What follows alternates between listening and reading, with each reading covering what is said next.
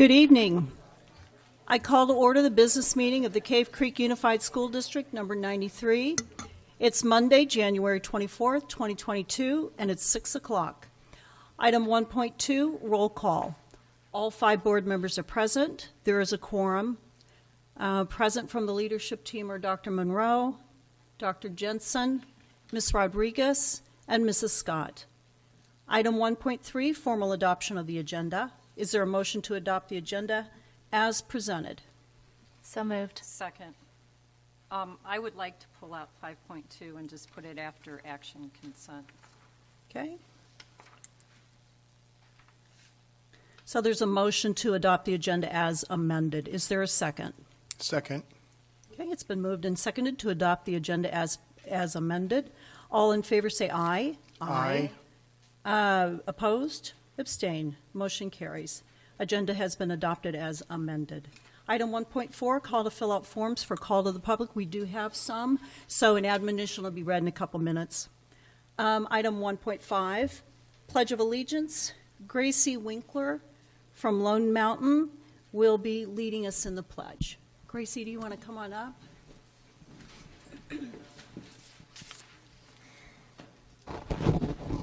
Ready, begin.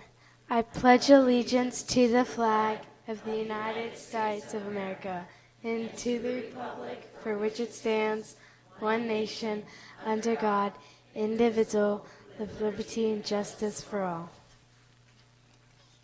Thank you, Gracie. 1.6, President's Report. I attended the district spelling bee and would like to congratulate Alara, I hope I'm saying her name correctly, Simpson from Black Mountain, and Cole Henderson from Horseshoe Trails. They were first and second, respectively. And some of those words those kids were spelling, I honestly had never heard of. And I think they were also competing against 8th graders, were they? And so this was a 4th and a 5th grader, I believe, that won that. So it's, that's pretty darn good. I also attended the staff recognition breakfast at the summit, and that was nice too because we get to chat about a couple things. So I thank them. I attended Ms. Rodriguez's Zoom finance seminars. If you guys should look on the webpage, and if you want to learn about school finance, it's not the easiest thing to understand. Attend those Zoom seminars. They're good.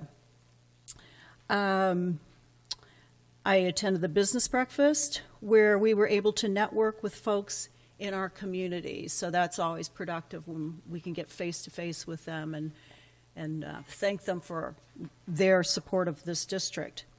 And then last, in the Foothills Food Bank, we get this little newsletter from them.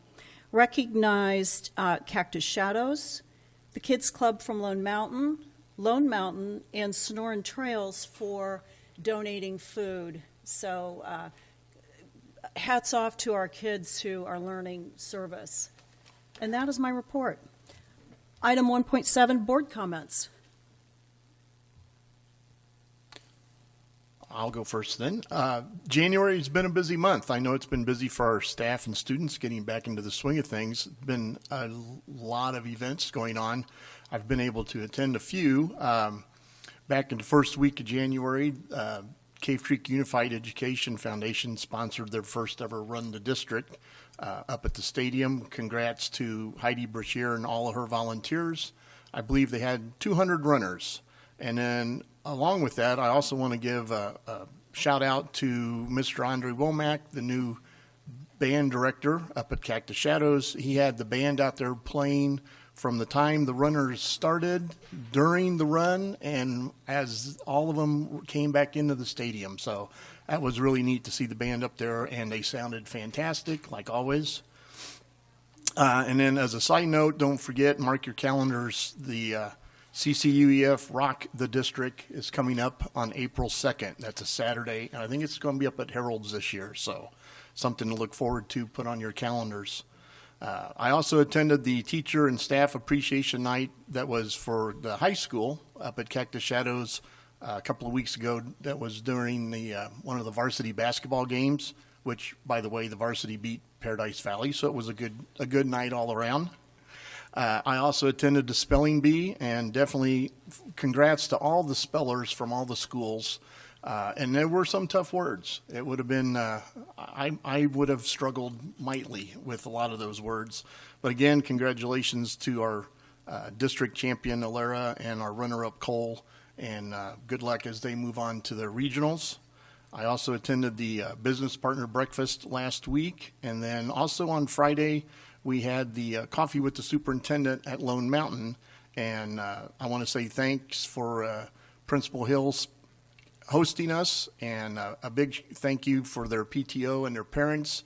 As far as I can remember, that was the best turnout of any coffee with the superintendent. So Lone Mountain, you guys rock. Thank you very much. I'll go next. Let's go down the line. I also got to attend the CCUEF Run the District. My daughter and I both participated and ran in that, so that was fun. Enjoyed some breakfast with a bunch of other families that we saw while we were there. Also attended the staff recognition breakfast last week. It's probably one of my favorite things to do. It's nice to get to know staff within the district. And then looking forward to this week, I have Future Stinger Night with another one of my children. So busy. Thank you. I attended the teacher and staff appreciation at Cactus Shadows at halftime during the Paradise Valley basketball game.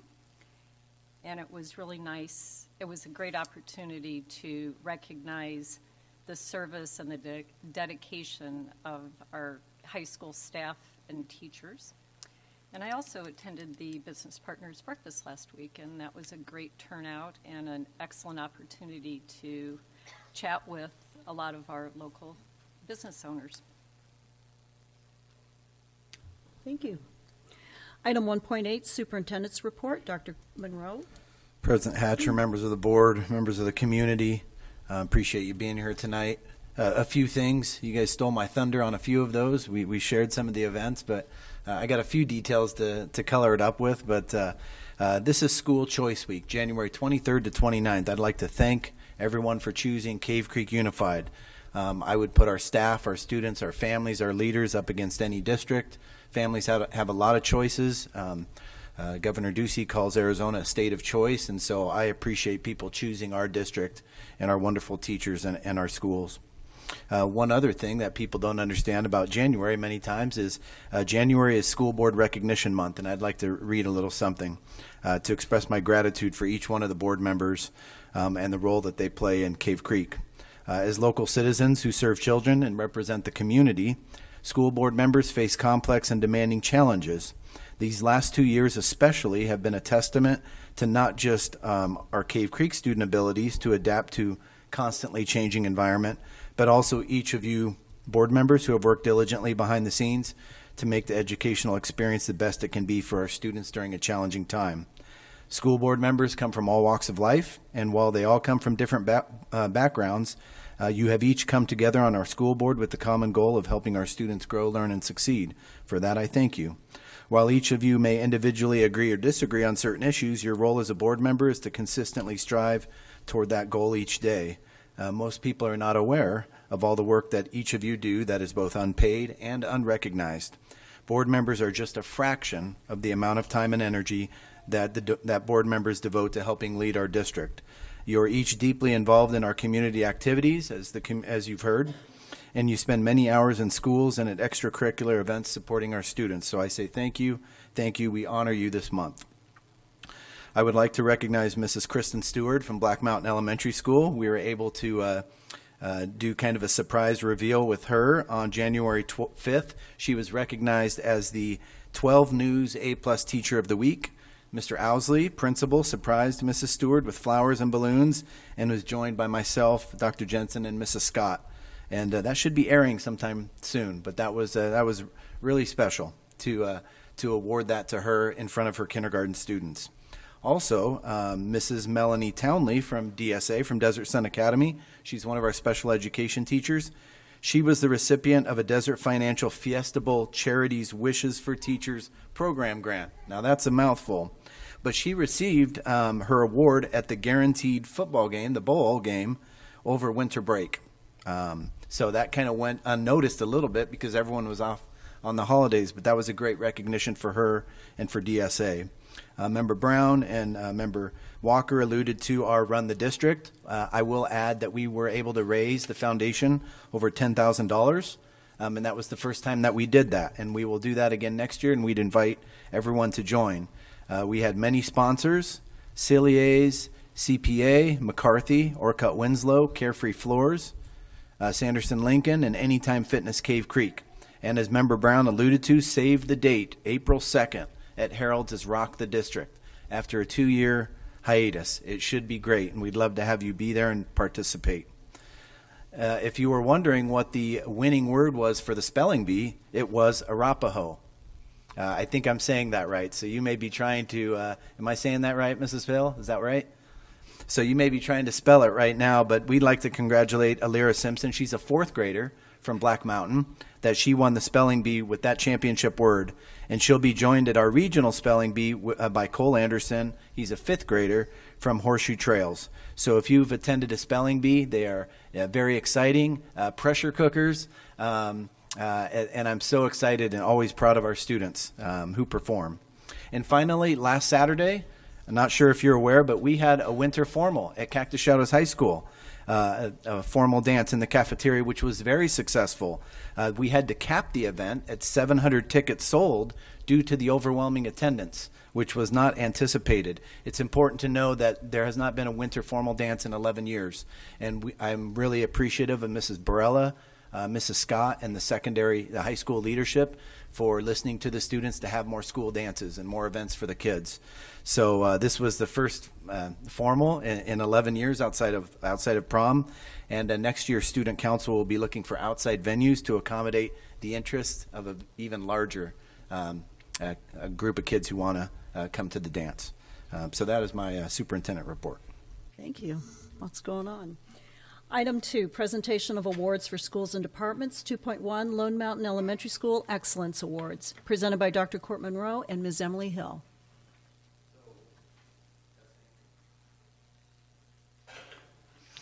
Okay, so Mrs. Hill is up here. So this is the best part of the meeting when we get to recognize excellence in some of the wonderful people in our district. So we're going to recognize a student, a staff member, and a volunteer.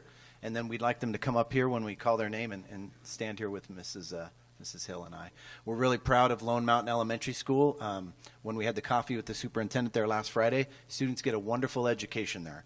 And if you've been on the campus, you feel of the magic and the love that the students and the staff, the staff provide to the kids. So I'm going to read about Melinda, if that's okay. Melinda Lopez is not here, but I'd still like to read her recognition. Okay? Oh, you brought her picture? Wow, look at that. They think out of the box at Lone Mountain, you know what I mean? It's my honor to nominate Melinda Lopez for the Excellence Award. Melinda's a team player and an integral part of the PALS program at Lone Mountain. Daily, she greets each of her students with a smile and assists them to the classroom. Her calm demeanor is an asset in the classroom as she helps students regulate their emotions, be ready to learn. In the classroom, she works in small groups and individually with students. Outside of the classroom, she works in our summer school program and helps in our facilities department when needed. Melinda truly embodies a one-team mentality and as such is such an asset to Lone Mountain and Cave Creek. Congratulations, Melinda, on being our Excellence Award winner.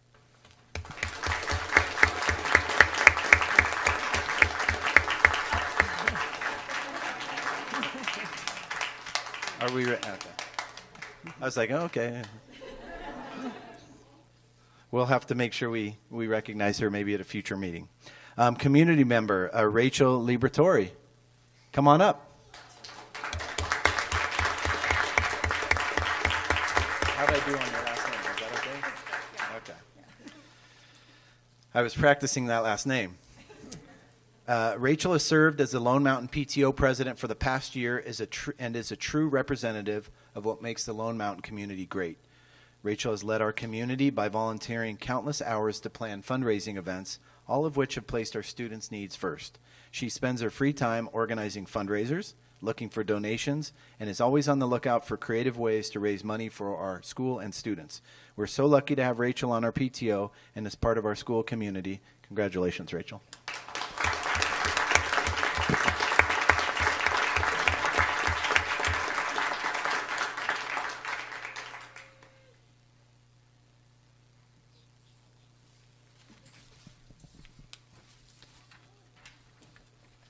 All right, I'm told that this is a surprise, so this should be pretty good. But I'd like to have Gracie come up. Gracie, come on up.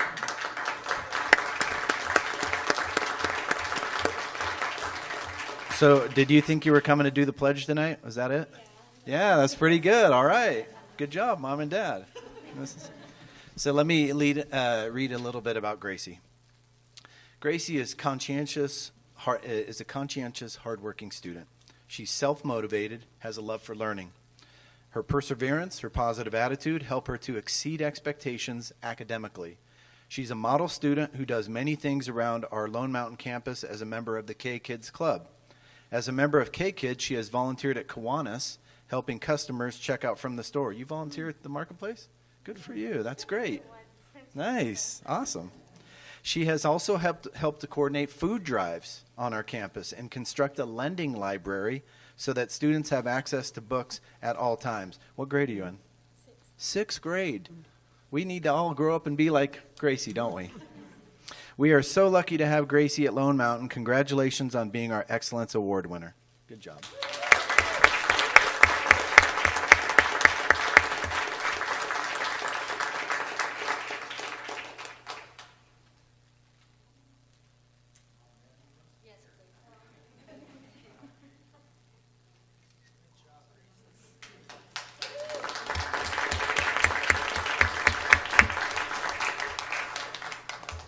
Thank you. Item 3, public comments. 3.1, call to the public. We do have some comments, so I will read the admonition. According to ARS 38-431.01H, governing board members may not discuss or take legal action on matters raised during an open call to the public. The only allowable responses a governing board member may make are: number 1, board member may respond if there is a direct criticism of the board member. Number 2, board member may direct staff to look into a matter. Or number 3, board member can ask to have this item placed on a future agenda. Speakers need to be mindful of what they say when presenting to the board. Inappropriate comments could be considered slanderous. Okay, so we have 5 people, so 3 minutes each. Ms. Rodriguez. The first person, Victoria Kozlerich. Hopefully I said that correctly.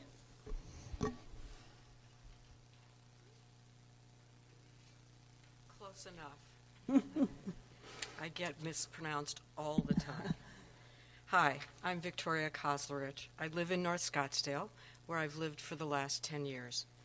Thanks for the opportunity to speak with you this evening, and I'll be brief. I'm here to express my support and my gratitude for this school board, the teachers in the district, and the students, all of whom have been stressed to the max throughout the COVID crisis. These are truly trying times, especially considering Cave Creek's failed bond attempt last November. I worked hard to help that pass, and I knew what was on the line for the school district and for the students. And that loss was a bitter one for all of us involved. As bitter as it was for those of us who tried to get out the yes vote, it was a lot worse for the governing board, because you must continue to navigate without the new funding that you so sorely needed.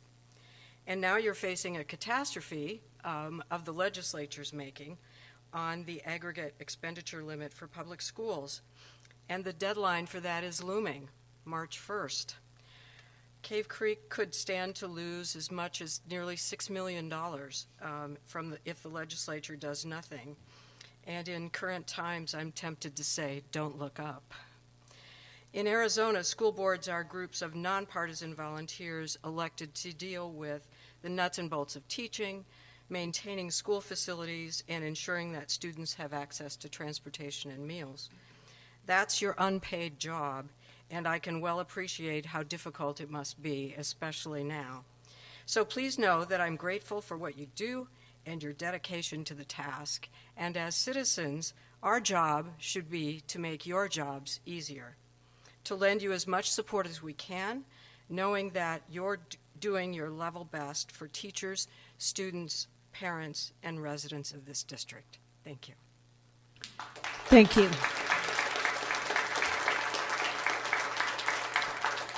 Next speaker, Chris Hazeltine.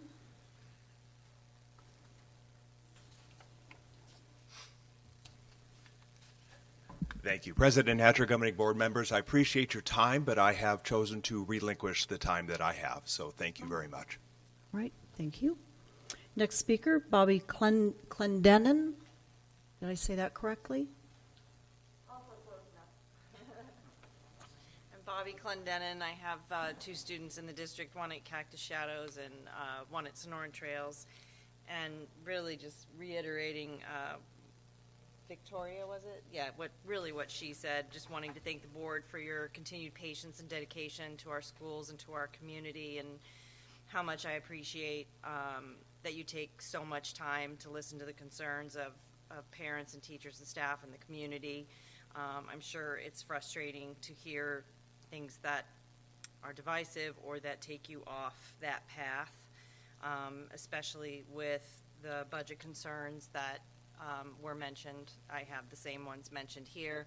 So my concern is really moving forward, trying to get on the right path and figure out how we can appreciate our teachers with higher pay. Where's that going to come from? How we're going to keep them? How we're going to attract also more quality teachers, because our staff is dwindling. And I am very concerned about just the education of the students moving forward, as I know you are. So as much as you're able to communicate, when you know, how you know, I definitely would appreciate that. And I just ask that the community start being for something versus being against everything, so that we can work as one team and work as a community and support our whole district. So thank you. Thank you. Next speaker, Dennis Reilly. Reilly? Reilly.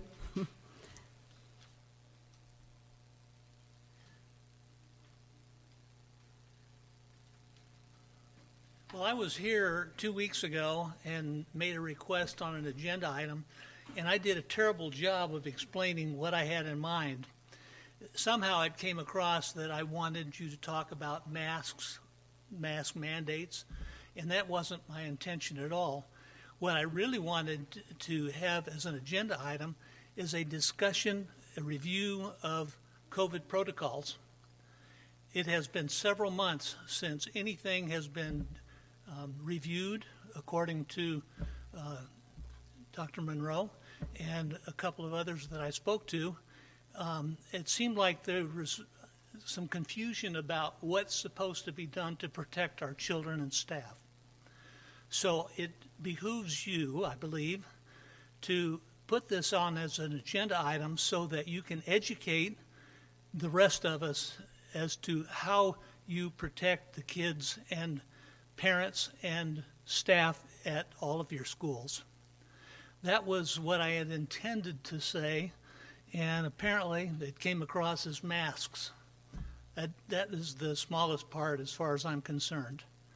So I hope that you will review this once more and talk about it a little bit. It's how you intend to take advantage of all of the things that have come about with the extra tests around, with the new information surrounding how long people have to isolate. When will, if kids come to school and they are sick, what do they do? If they go to the health office, now we have tests available. Can they be tested and show positive or negative for COVID? How long do they stay out of school? When they come back, do they need a test, negative test? These are things that whatever you do is, I don't know if it's so important, but at least you have discussed it and you have a plan. So Thank you. Thank you. Next speaker, Mary Fortney.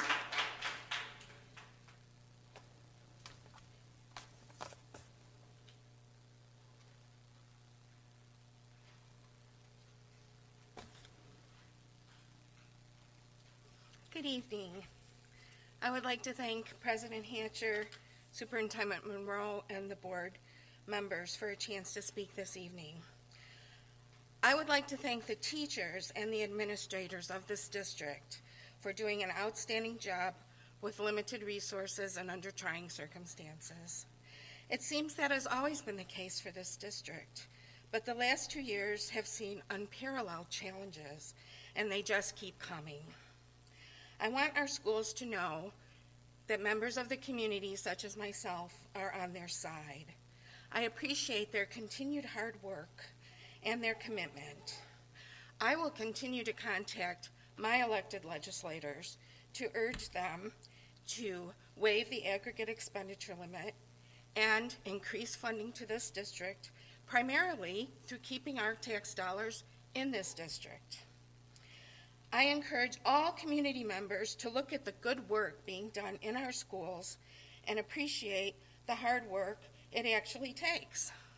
I hear so many calls for financial transparency from the district, and I encourage all those community members to attend the board meeting, and not just to air your grievances and leave, but to stay for the great presentations that the CFO puts on, which I can't imagine anything more transparent than that.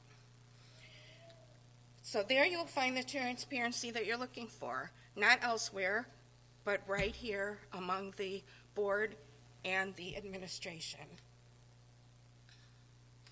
I thank the board for volunteering their time to serve the community and ask them to continue to focus on working together to confront the significant challenges facing this district at this time and to not get bogged down on items of little significance. Please support our staff as they work to teach accurate history and critical thinking skills. And please always be allies to our teachers and students. Thank you. Thank you. That concludes the call to the public. Item 4, presentations, information reports. 4.1, employee exit interview process, presented by me. Okay, so I'm going to give you the background and then turn it over to Member Busby. At the November 15, 2021 Governing Board meeting, the CCUSD Governing Board approved the following to be placed on an upcoming agenda: a discussion to evaluate the employee exit interview process, forms utilized, and feedback received from all staff members leaving CCUSD employment. Additionally, discuss allowing the Governing Board access to all exit interview comments and information. The intent is to ensure the Governing Board has accurate and complete information which will benefit and assist the Board decision-making, as well as ensuring there is no negative recourse toward any employee who leaves the district employment, regardless of reason.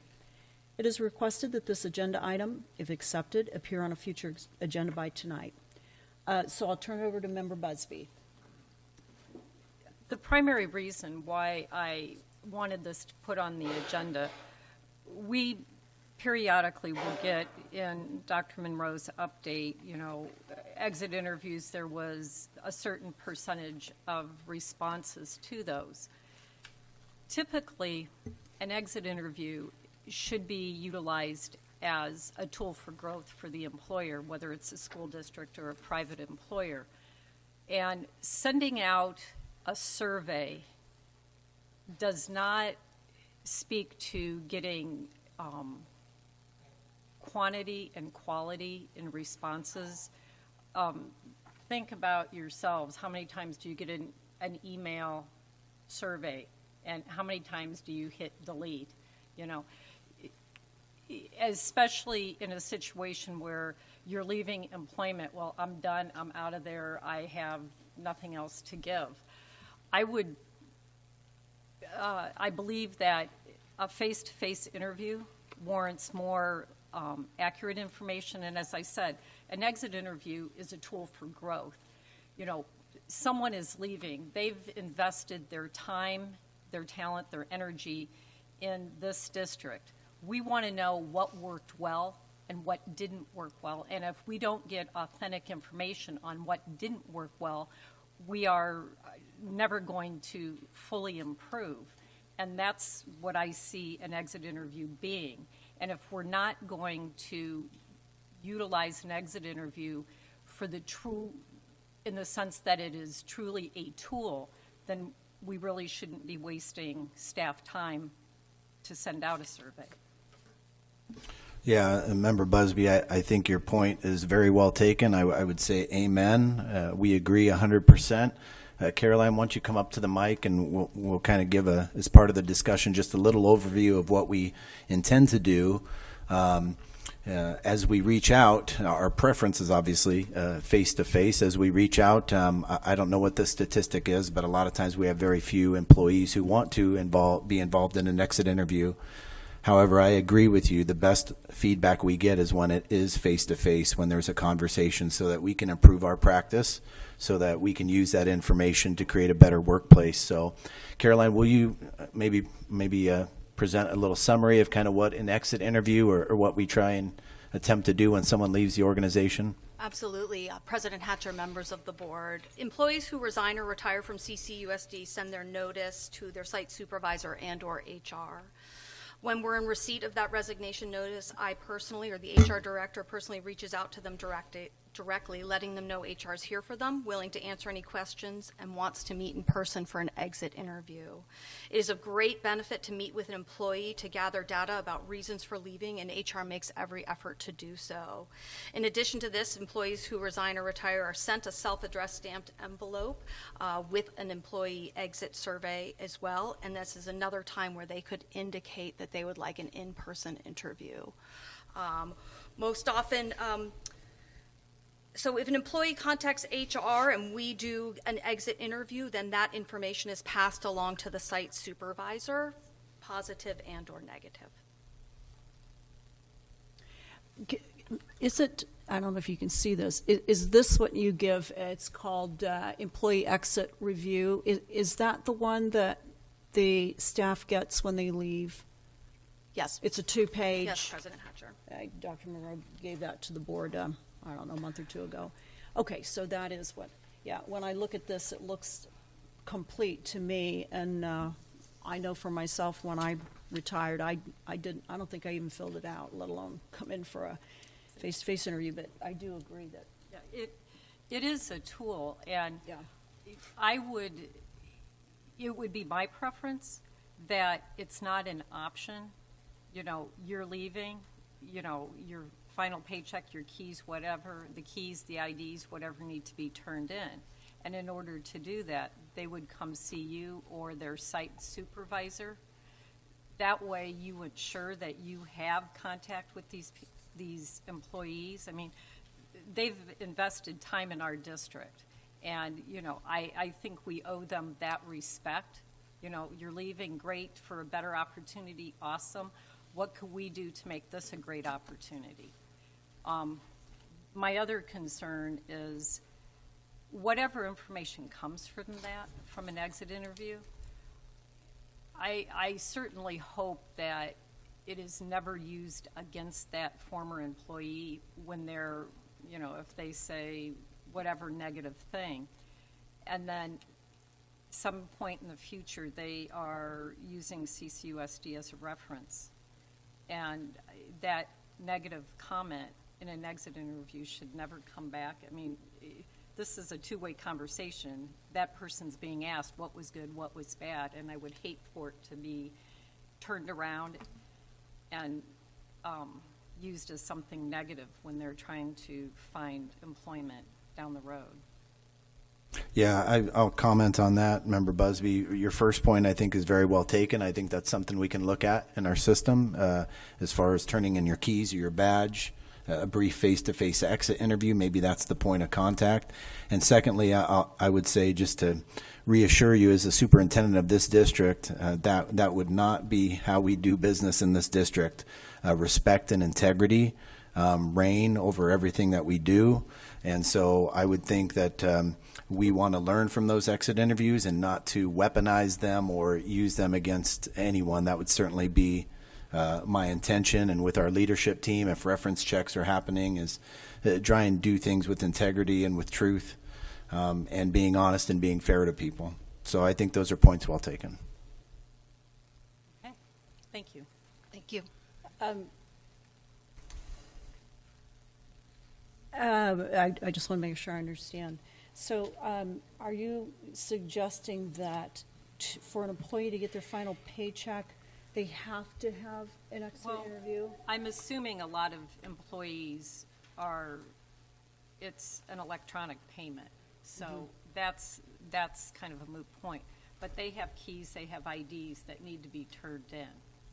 And in order to do that, they've got to give those keys to someone. They just don't leave them on the desk. I'm out of here.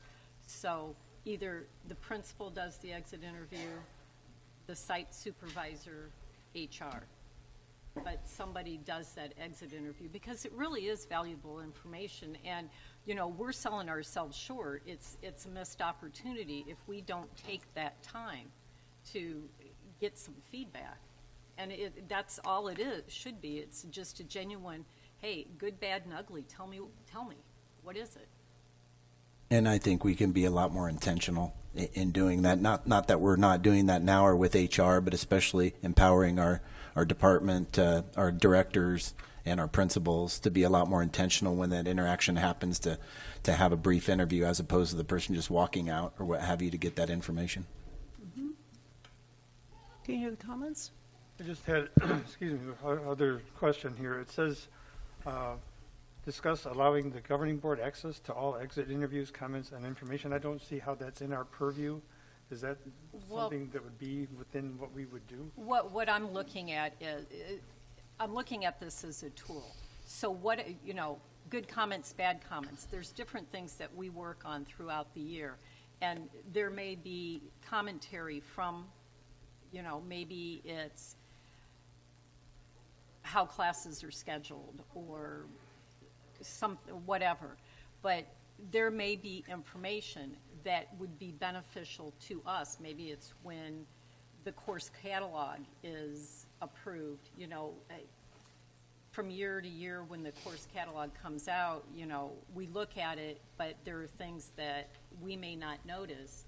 And if, you know, person X is leaving and says, oh, you know, it would have been better if you had this kind of a class or that kind of a class or scheduled it in this manner because it would have helped the flow of students and it would have made more sense for the progression of how the classes are built. That's what my intent is. I'm not expecting to get a stack of exit interviews and sit here and read through them. No. The information, you know, in however it would be brought to us, but there is information there that will be beneficial to us, and that's what I'm interested in. And I can see that if teachers or staff, any staff, is leaving our district to go to a competing district for more money, that would be a good thing to disseminate that information to the public when we go out for bonds and overrides and encourage them to contact their legislators, etc. So, yeah, be used in several ways. It's a great tool, and we're just underutilizing it. Okay. Member Walker, were you about to say something? I saw you do that. Okay. Okay. All right. Thank you. Item 4.2, fiscal years 2021-2022 budget update, presented by Ms. Marcy Rodriguez. Yes, thanks, President Hatcher, members of the board. I want to share some information this evening about our budget planning process for next year and then a little bit about tax credit. So as we start looking at next year's budget and staffing and establishing budget levels, one of the things that we do is we look at governing board policy for class sizes, and we identify the number of teachers needed for each school.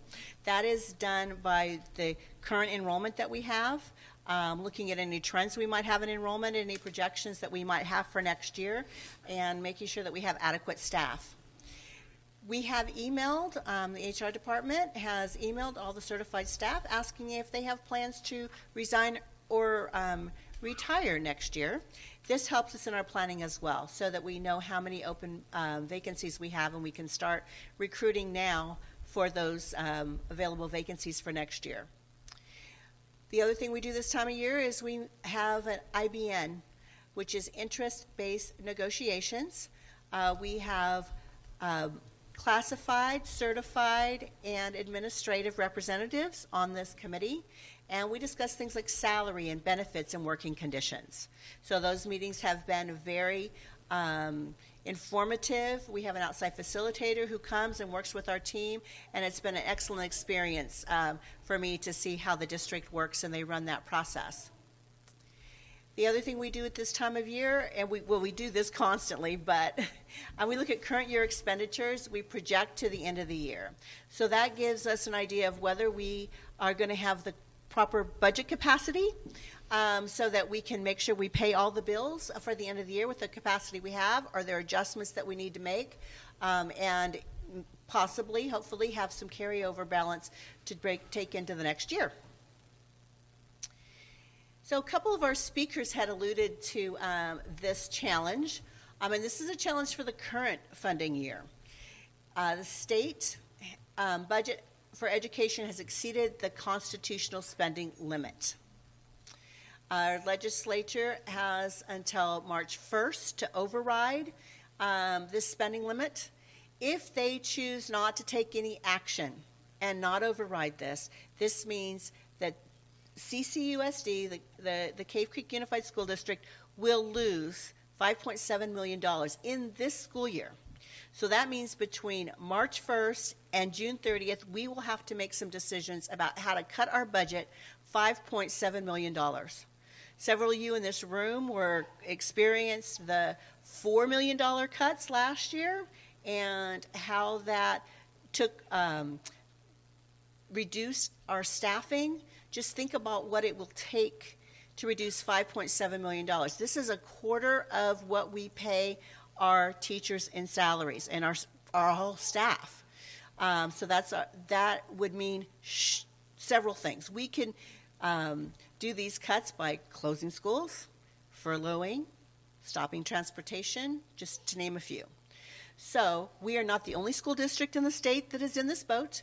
Every single school district in the state is in this boat. Now, charter schools are not subject to this cut, but district schools are.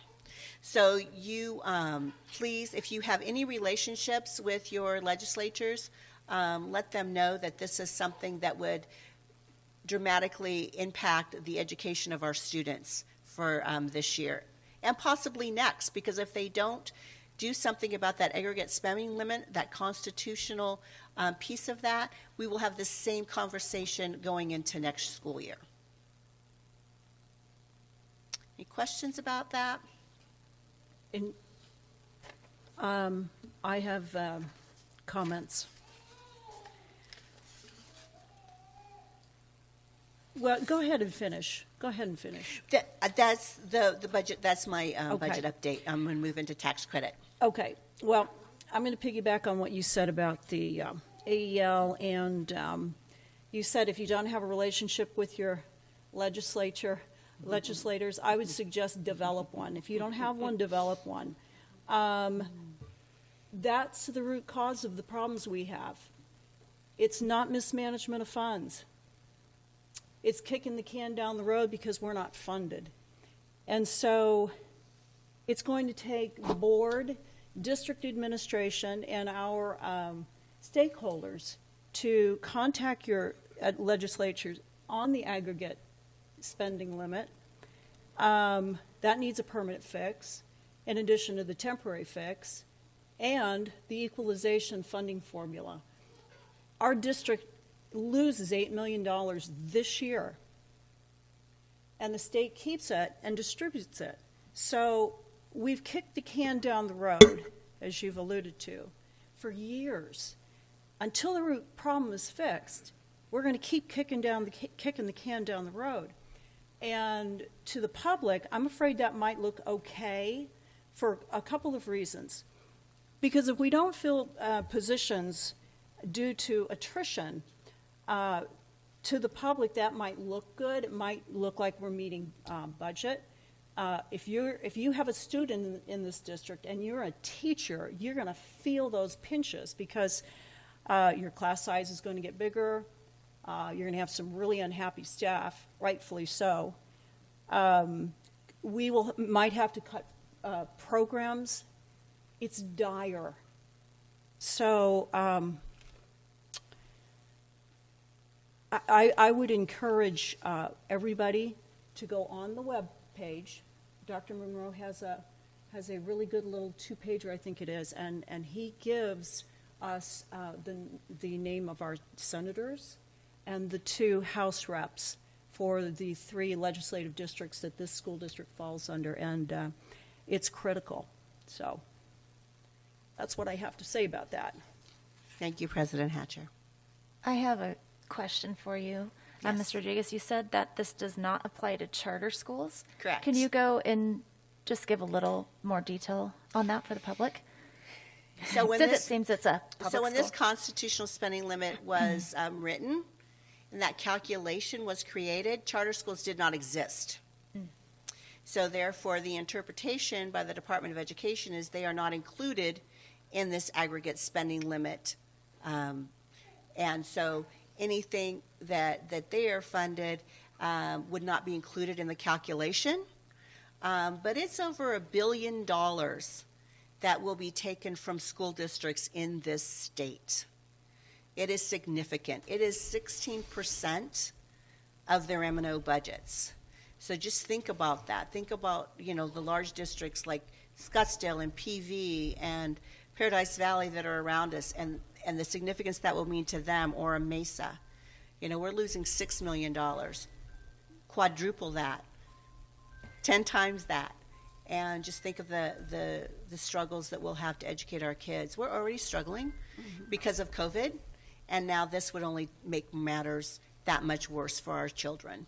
And Member Walker and members of the board, I know you're very well aware of this, but for those who are sitting in the audience or watching this on YouTube, if you do the math, how the state funding formula is set up, if your child goes to a charter school, there's basically more money for that student from the state under the formula than there is for a student that attends a public school.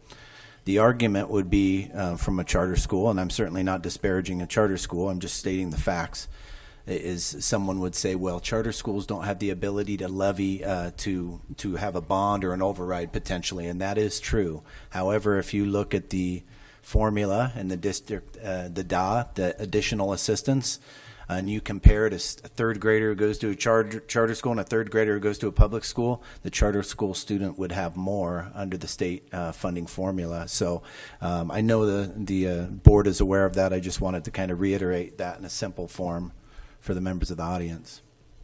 So being the only district that doesn't have in Maricopa County without a bond or an override, that number is probably even more drastic than other districts that have a bond or an override in comparison. Yes, I think that's fair, Member Walker.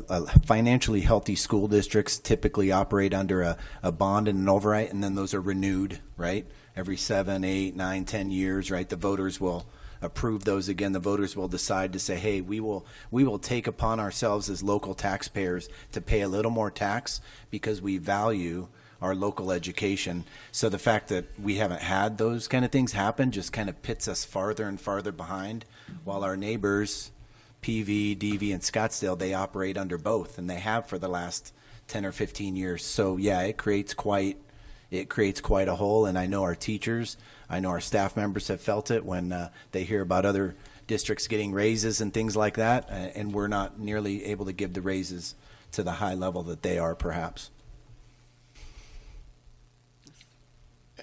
Excuse me, as you're looking ahead at the next budget cycle, the next fiscal year, can you give us just a quick update on the ESSER money that the district has received and where we're at with the 3 ESSER funds right now? Yes, thank you, Member Brown, members of the board. So we had 3 different allocations of ESSER money, which is the emergency money that came from the federal government that was distributed to school districts. So the first ESSER 1 and ESSER 2, we have distributed those funds. We used the first ESSER money really last year to prevent eliminating more positions during the year because of the $4 million budget reduction. And then the ESSER 2 money, we've used that for things like cleaning, additional supplies that we've needed to keep the district healthy for COVID. And the ESSER 3, which is the final allocation, we received over $4.2 million, and we have spent a significant amount of that on retention of our staff, so staff that was with the district last year and came back to the district. They received stipends at the beginning of the year. We've also purchased some technology with those funds, and at the present time we have $3.1 million left to spend. That money can be spent over the next 3 years. So by September 30th of 2024 is when we have to spend that money by. Okay, thank you. And that's a temporary funding. It's not permanent fix. That's correct. Right. So that when that money's gone, we won't have it anymore. So it's difficult to put permanent things into like people. So if you were to hire people to reduce class sizes or help with interventions, they would have to know they're funded by a grant, and their positions would only be funded as long as that grant money was available. And that's more federal versus everything we have going on in this budget review, which is all state legislative. Yes, that is correct, Member Walker. And just so you're aware, members of the board, we will be updating as you know, with the redistricting and all the things that have happened. Member Hatcher alluded to that. We'll be updating our web pages and all that with who our new legislative district is, our congressional district, because that's just recently changed here in the last month. When we're stuck with these decisions that we're going to have to be making, if they don't come through, you mentioned some really drastic things already. What other ways are we looking at to lower expenses or to increase our revenues? What options do we have as a district of this size? So as I had mentioned, our main expense in the district is people. People and benefits, 85% of our budget. So in order to cut that significant of amount, that's where we're going to have to look at first. There's always efficiencies that we're looking to put into place, right? There's maybe some professional services. Maybe the cleaning company doesn't clean but once a week, and teachers have to dump their own trash. There's also some cash balances in some of our accounts that we have set aside for the capital things that we need because of the failure of the bond, but we take those cash reserves and we use them to pay people, so it's not as devastating to our community. So everything is on the table at the moment. If we have to go through this exercise, then the administration will bring a list of items to the governing board and we'll have a conversation about them. Yeah, the hope, Member Fortney, is that we don't have to. I mean, everyone in the state of Arizona, well, not everyone, that's an embellishment, but many of the educators and parents and boards and superintendents and leaders were praying that we don't get to that March 1st fiscal cliff that we're reading about in the news and such, and that the legislature can come to some sort of agreement and wiser heads will prevail. However, like Mrs. Rodriguez said, we're looking at a lot of different things on the table. When we went through reductions last year, the board is very well aware we protect the classroom as much as we can and protect our teachers and our students and look outside, and we would do something very similar if we had to go through this. I'm just praying and hoping that we don't have to. But on the heels of that $4 million we just had to do, this would be correct. When we were looking at, well, there's really nothing else that we can cut. we would have to cut that anyways then. So. That's correct. You know, mom and dad are a dual income house, and dad suddenly loses his job or goes part-time. The lifestyle of that couple and that family has to change, and they have to feel it. And it's no different from a school district on after we did all those reductions last year. Yes.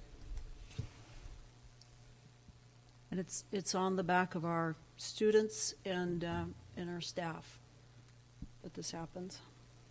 Yes, thank Sadly. you, board members, for your comments and your questions. I want to share a little bit about our tax credit. Every year, we are required to submit a report to the Department of Revenue.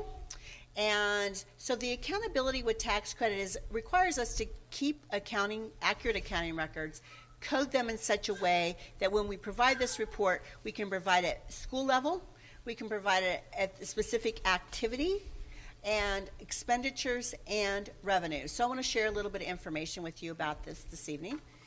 So one of the things that we do is we identify what those qualifying programs are. And this is right out of the statute. These are exactly the types of things that we can spend extracurricular tax credit on.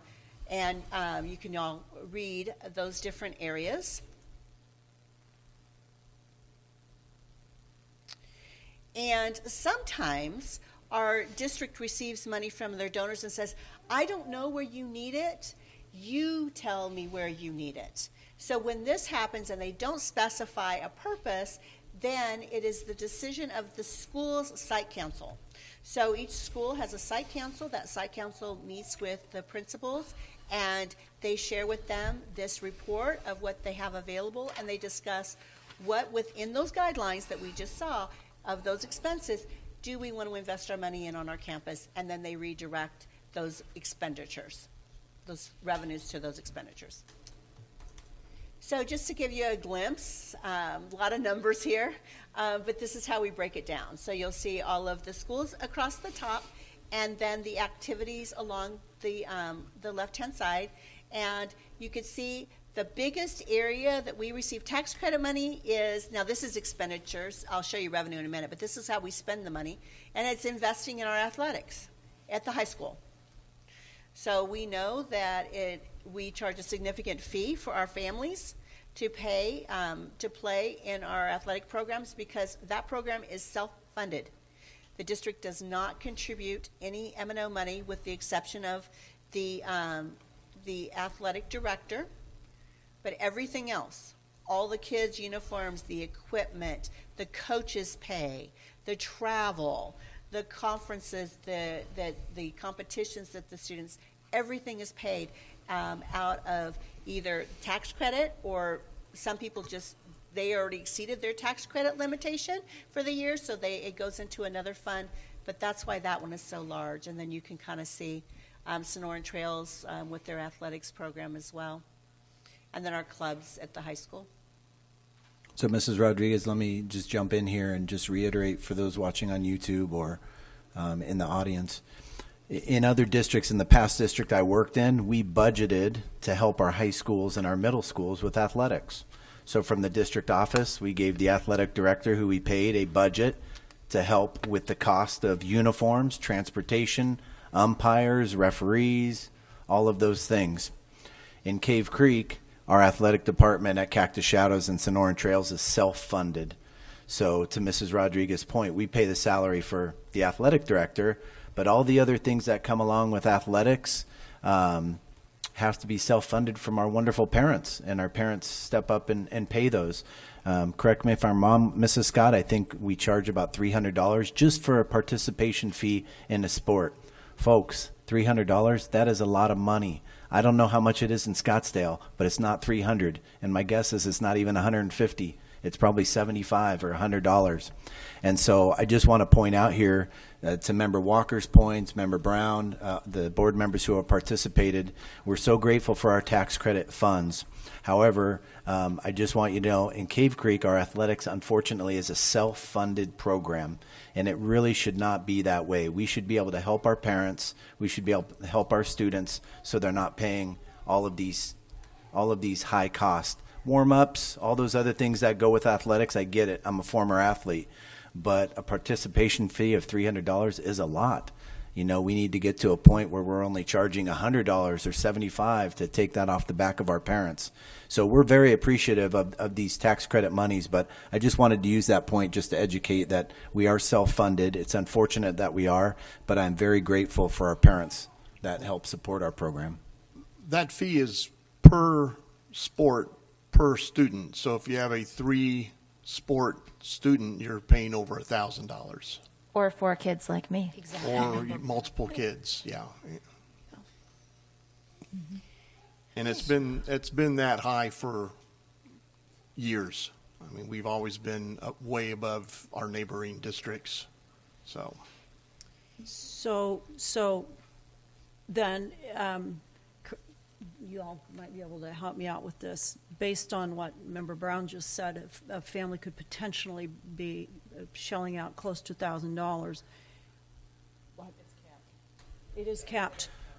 But they still could potentially get that high? It's a capped family? per student. So if you have a young man that might play football, he might wrestle and then run track in the spring. That's 300 and, well, we just raised it $325 per sport. So, but then if you have multiple children at the high school and your daughter is in track and plays basketball, there's another $650 there. So families, it's not just a one-time fee. It's a cumulative up to that.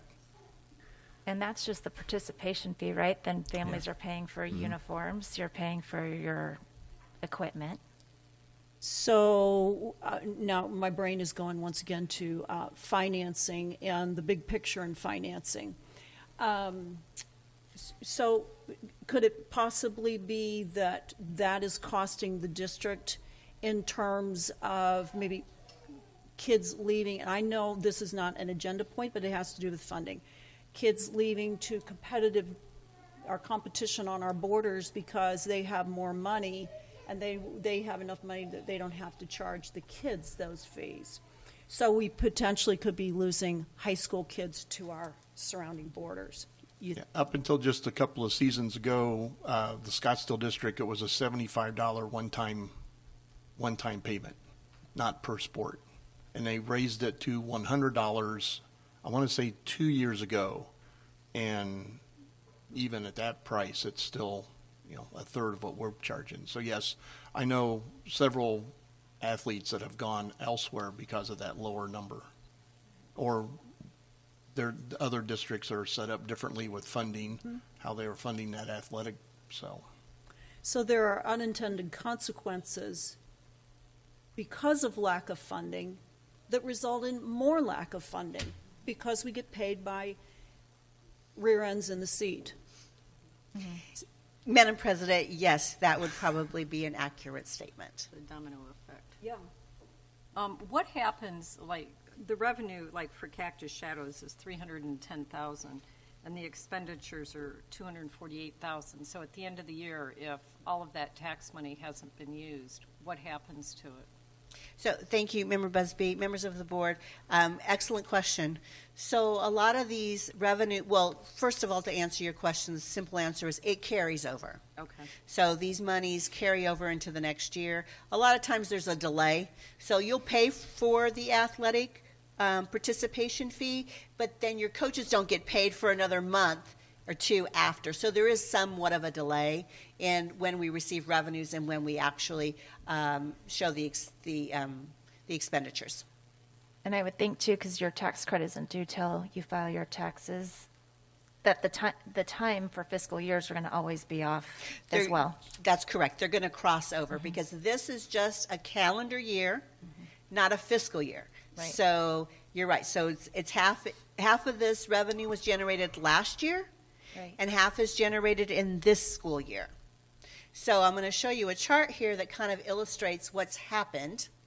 So this is our tax credit revenue history. So you'll see, at our peak, we, and somehow the years got off of here, but if you work backwards, so 509 is for 2001, and then 20 for 407. 19, 18, and 17. So 2017, we were at our peak. We were raising money like crazy with tax credit. And it could have been, we had more participation in athletics. There could have been a reason why the delay, but you see in 2020. So what happened in the end of 19 going into 20, right? You see what that has done, what COVID has done to our revenue. Now we're back up, and I know that we have even more that we have generated in this school year just in the month of January. That's not going to be on this report. That will be on next year's report.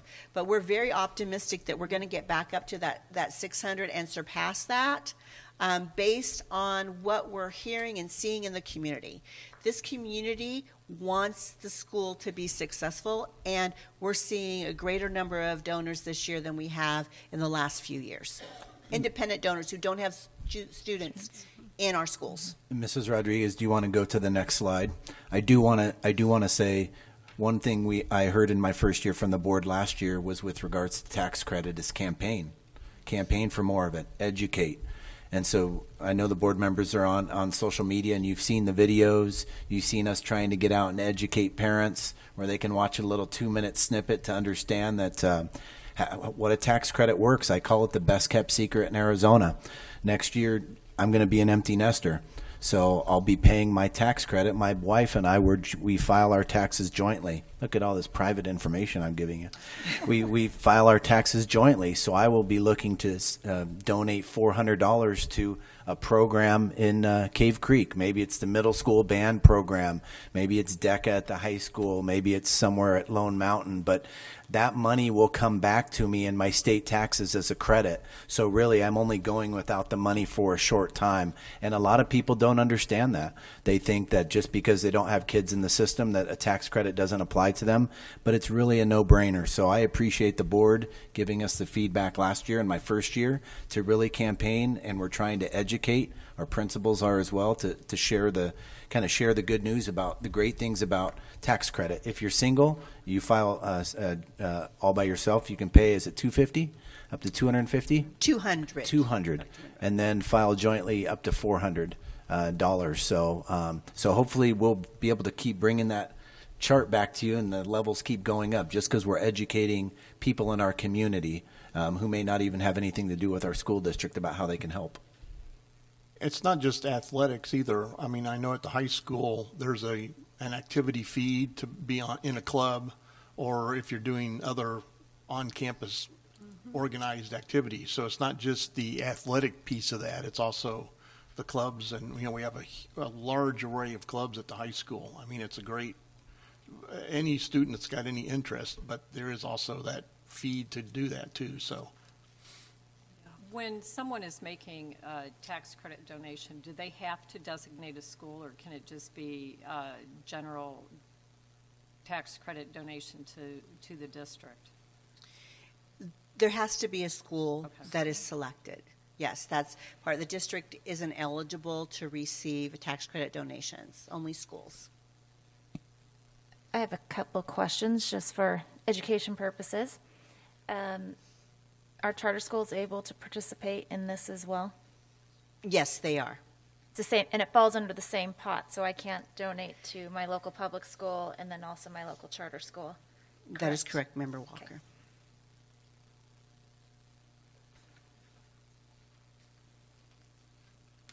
Anyone else?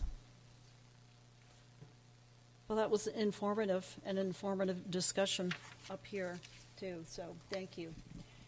Item 4.3, strategic plan presentation presented by, I don't know if I'm going to say your name correctly, Dr. Wiggle, Dr. Patty Jensen, Ms. Nancy Scott, and several strategic planning committee members. Yes, thank you, President Hatcher, members of the board. We have several members of our strategic planning committee here this evening. And so before I read anything, in fact, I'm going to ask all of the strategic planning committee members, if you served on our strategic planning committee, please stand up real quickly so that we can recognize you for your work.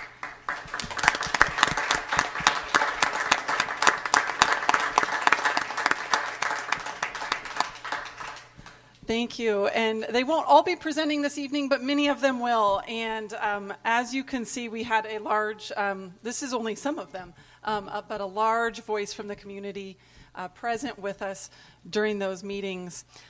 So real quickly, some background. In August of 2021, the initial planning of the strategic plan began. The driving force was to revitalize our formal plan to be sure that all levels of the district and the community had a connection and ownership in developing our mission, vision, and priorities. Dr. Rick Wigall, a consultant who has many years of experience in strategic planning and helping clients develop and execute growth strategies, facilitated the strategic planning process.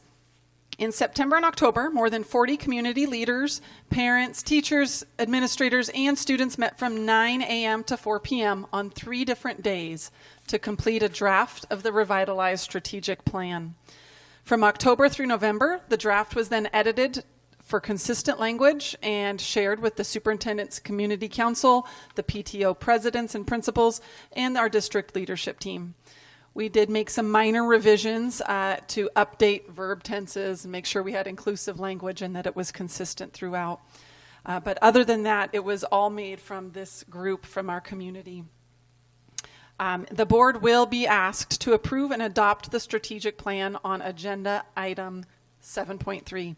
So we're very excited for this evening because this has been a long time in the making and has involved a lot of hours of work from all of these folks, and so we're excited to present this to you. And real quickly, this is just what our presentation will look like. And again, our goal was to show just a little bit of the flavor that went into planning all of this, that it wasn't just Dr. Monroe's thing or my thing or anyone else's thing, that this was really a group effort. So with that, I'm going to ask Dr. Wigall to come up, and then several others will come up. You guys can stay seated until it's your turn if you'd like, and then you can come on up. Oh, and I'm sorry, I'm going to pass it to Nancy first. President Hatcher, members of the board, and amazing community members, I do have to do one little shout out because this fine young man, I know he doesn't want me to say it, but our Christian who's here with us, who's going to be presenting, it's his birthday this evening, and he decided to, instead of going out and celebrating, he's spending it with us. So thank you, Christian.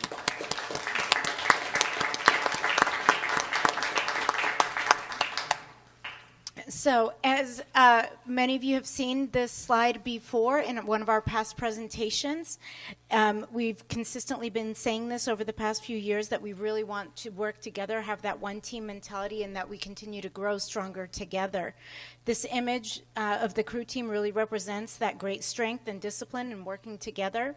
And if one person's not aligned, then that boat turns. And again, what we're looking for with this strategic plan is moving forward is that whenever we make any decisions as a district, as a board, as teachers, as administrators, that we're really focused on that strategic plan and utilizing the strategic plan to help move our district forward. So our next page, all of you should have this in front of you. We created kind of this one-pager that we're able to include in our future presentations, whether we're presenting as administrators or presenting to our staff or presenting to the community. But again, we want to ensure that we're aligning our goals with one of our strategic goals. So whether it's student success or employee excellence or creating that safe environment and culture, having our effective operations, resources, and systems, and the community partnership piece, that again, when we look at whether it's fiscal spending or we look at any decision making, we're really focused on these goals. Next, Dr. Wigall, it's all you. Thanks. Thank you. President Hatcher, members of the Board of Education. It's been my privilege, first of all, I'll introduce myself.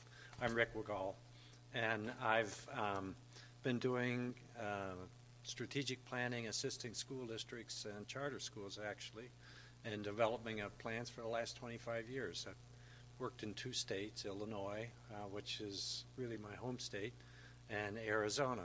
And I've worked with school districts in Illinois and with school districts and charter schools in Arizona.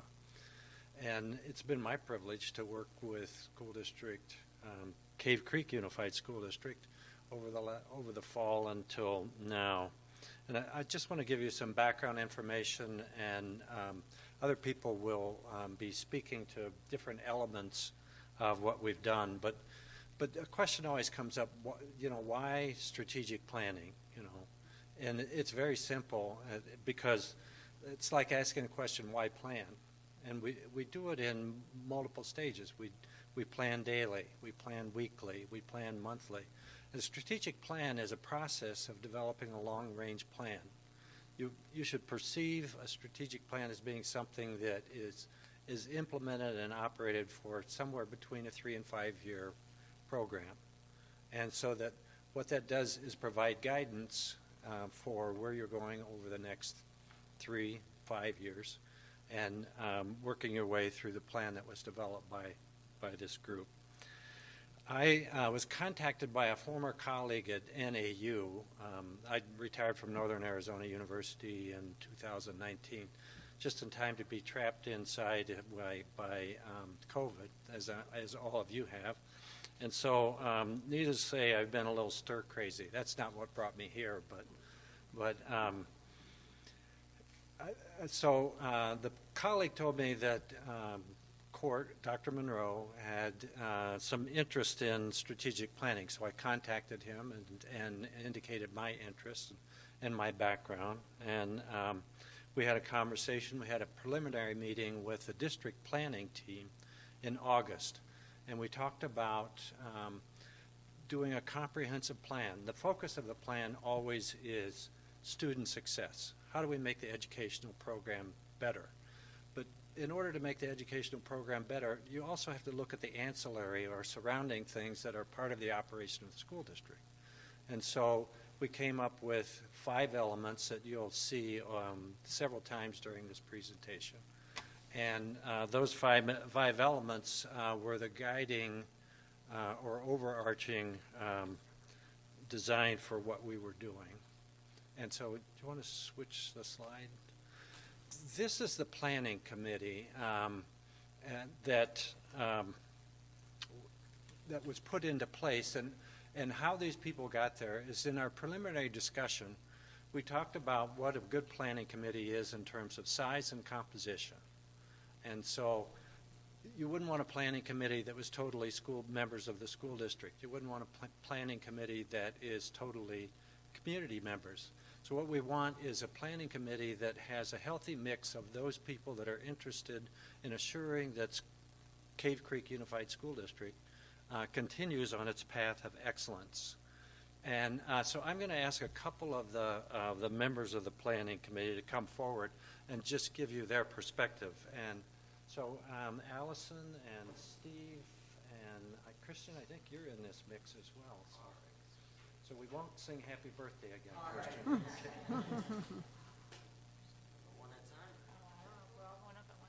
Well, I'm Allison Masog.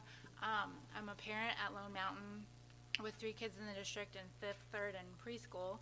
And I was really interested in being part of this planning committee simply because if everything goes to plan, I'll have spent 18 years in this district by the time my youngest graduates, and having the opportunity to kind of shape the direction that the district is going was very exciting to me and important to me as a parent. All right, my name is Christian Waters, and I'm a student at Cactus Shadows, and I was just very honored to be invited to this because it's nice, even though I'm a senior and this is my last year in the district, it's nice to know that they care about what the students' vision of the school, what they want for the future of the district, because no one knows better than the people that have actually been through the district their entire lives. So I just thought it was super cool that I was able to help shape what the future students are going to be going through. Hello, everyone. I am Steve Morse. I have maybe just a little bit more to say in terms of length, but I want to tell you that I am a community member. I'm a businessman. I'm the State Farm agent in Carefree, and I'm the only State Farm agent in Carefree. But I would like to share with you a couple of whys. From the business community, I want to share why I was willing to give up 3 full days out of my business. And I'd also like to give you a perspective on why strategic planning, because I've grappled with that throughout my 40-some-year career in business, and I think I might help be able to set the stage for the rest of what you're able to hear. So why did I agree to give up 3 full days? And I really had to contemplate that. The first reason was selfless, in the sense that I love kids. I have kids. I have a grandchild. I have a tremendous amount of respect for Dr. Monroe and his team and all of you who serve selflessly, and I want to thank you for your service. Selfishly, I wanted another stab at strategic planning. If you're not careful, strategic planning can be like a masquerade for a business asking more of their employees. Bigger goals, more effort, more time, and that leads to a lot of things, including burnout and some things worse than that. This process that was so brilliantly facilitated by Dr. Wigal really helped accomplish that for me. Now I want to give you another why, and I just wanted to say, picture parents, community members, including business people like me, teachers, school administrators, and students, which was just the crowning glory. They were awesome. All in one room, discussing, advocating, sometimes arguing about every aspect of this plan. Because raising these kids in the right learning environment is important to all of us. The beauty was in the fact that we're all stakeholders coming from different perspectives and having different viewpoints, but really having a common purpose.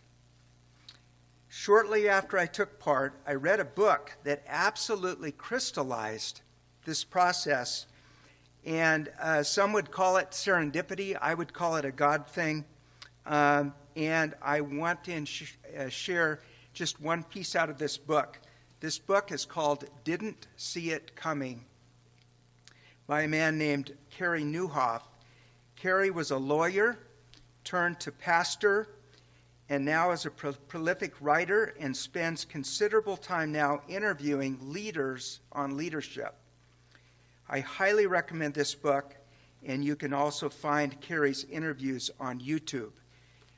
Title of the book is Overcoming the 7 Greatest Challenges That No One Expects and Everyone Experiences. Another way to put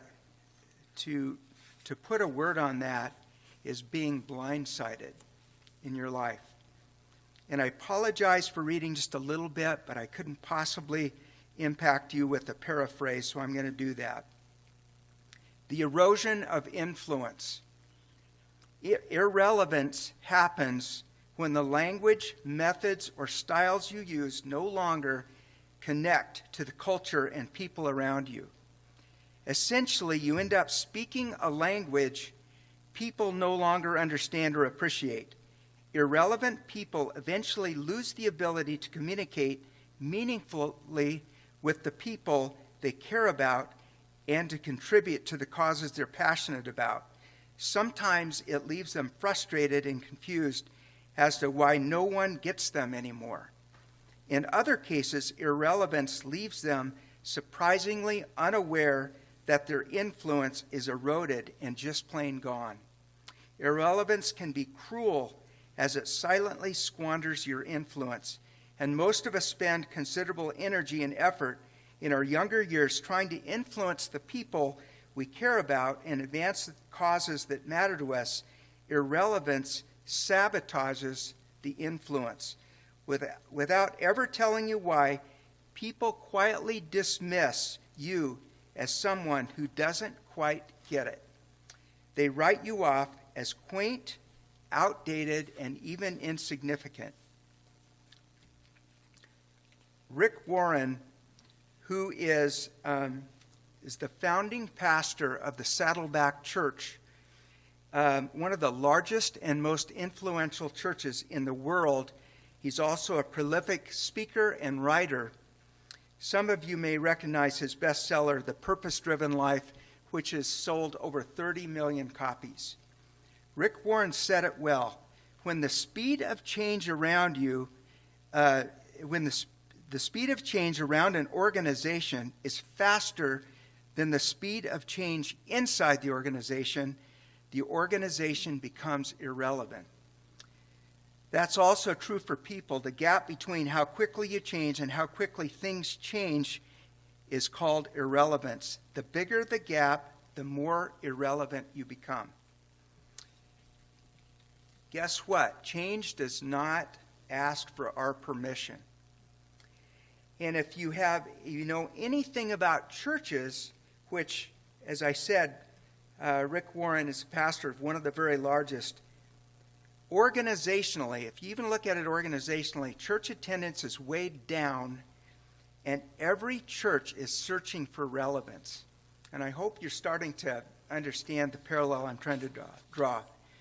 Thinking back to our strategic planning process, much of it was about taking stock of the district from an internal perspective and then an external perspective, then forming a direction that will keep CCUSD relevant well into the future, embracing change instead of fighting against it. And incidentally, my return on investment was absolutely tremendous, and I'm very grateful to have been a part of this process. And again, thank you for your service. Thank you, Allison and Christian and Steve. I appreciate the remarks that you've had for the members of the board. I want to talk about preliminary process. You've been told that we had 3 full-day meetings that were September 23rd, September 30th, and October 7th.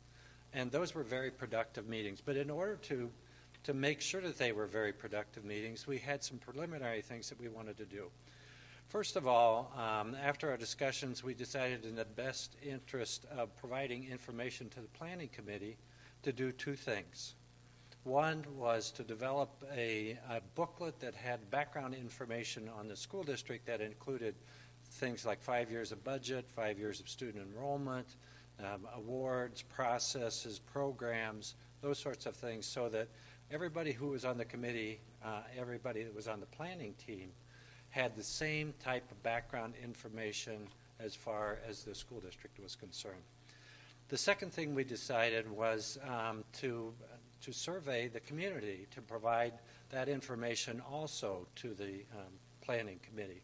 And so we developed a questionnaire, we being me, I developed a questionnaire that was put on the school district website and was responded to by over 1,000 members. I'm not sure of the exact number, because we pulled the questionnaires down in order to have time to prepare the information for the committee when there had been nearly 1,000 participants in terms of providing information on the questionnaire.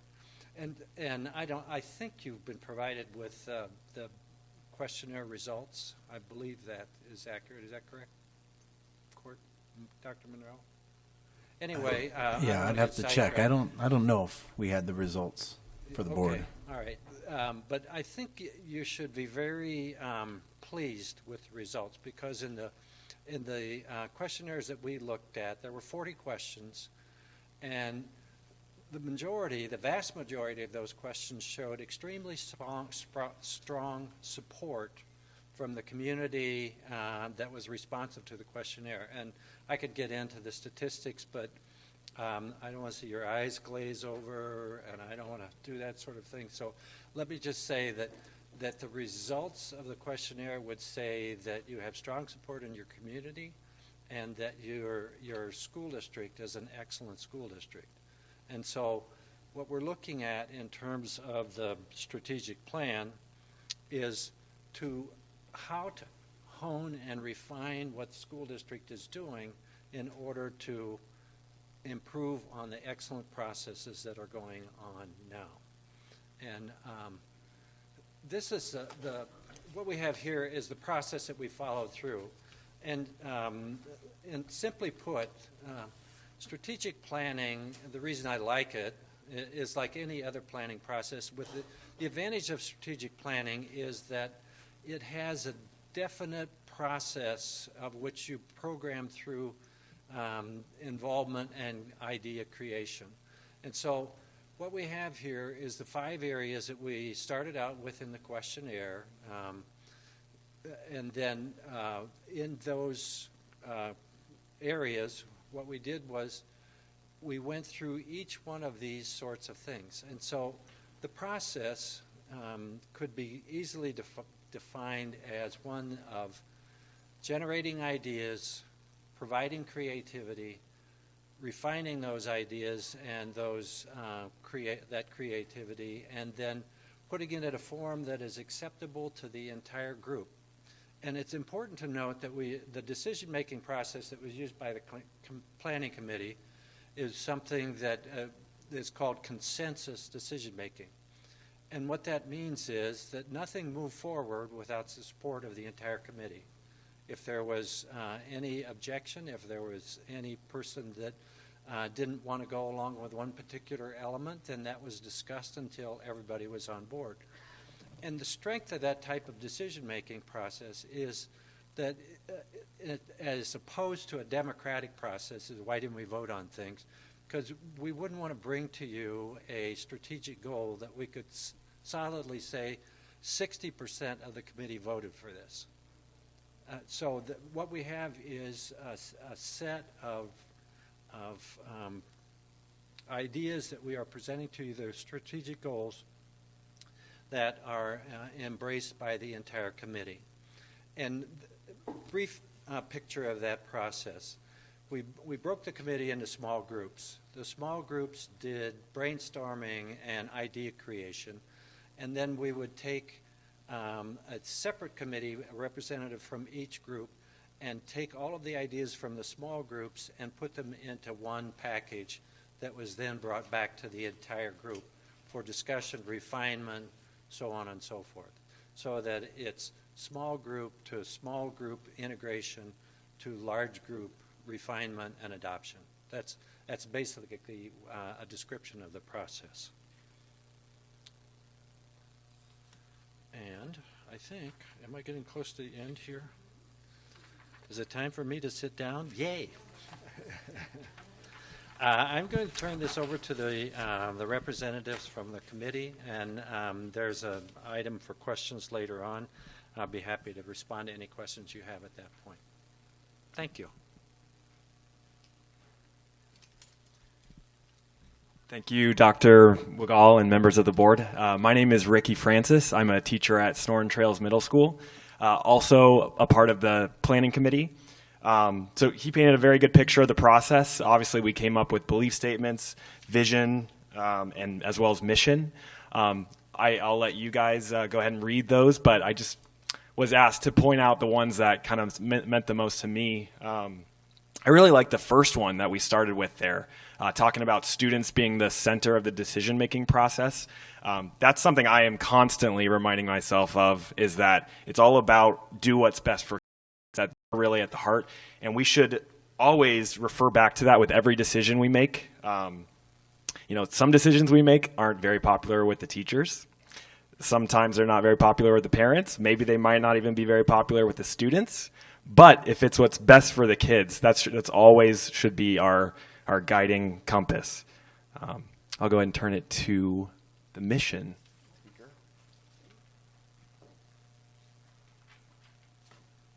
Sorry, guys, I'm back. I got more to say. Mission.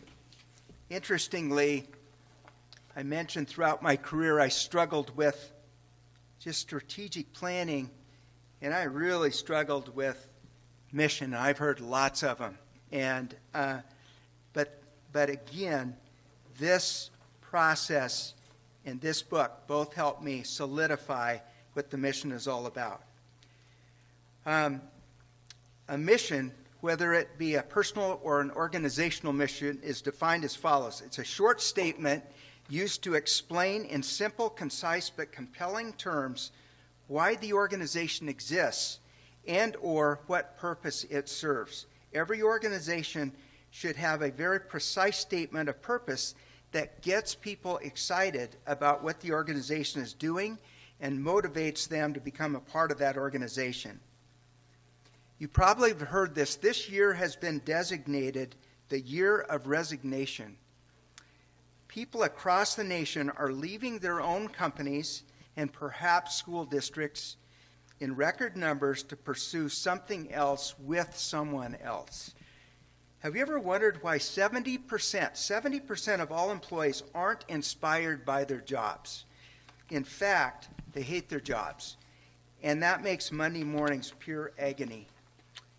I talked earlier about the chapter from Carey Nieuwhof's book regarding relevance, and another challenge that blindsides individuals and organizations is called emptiness.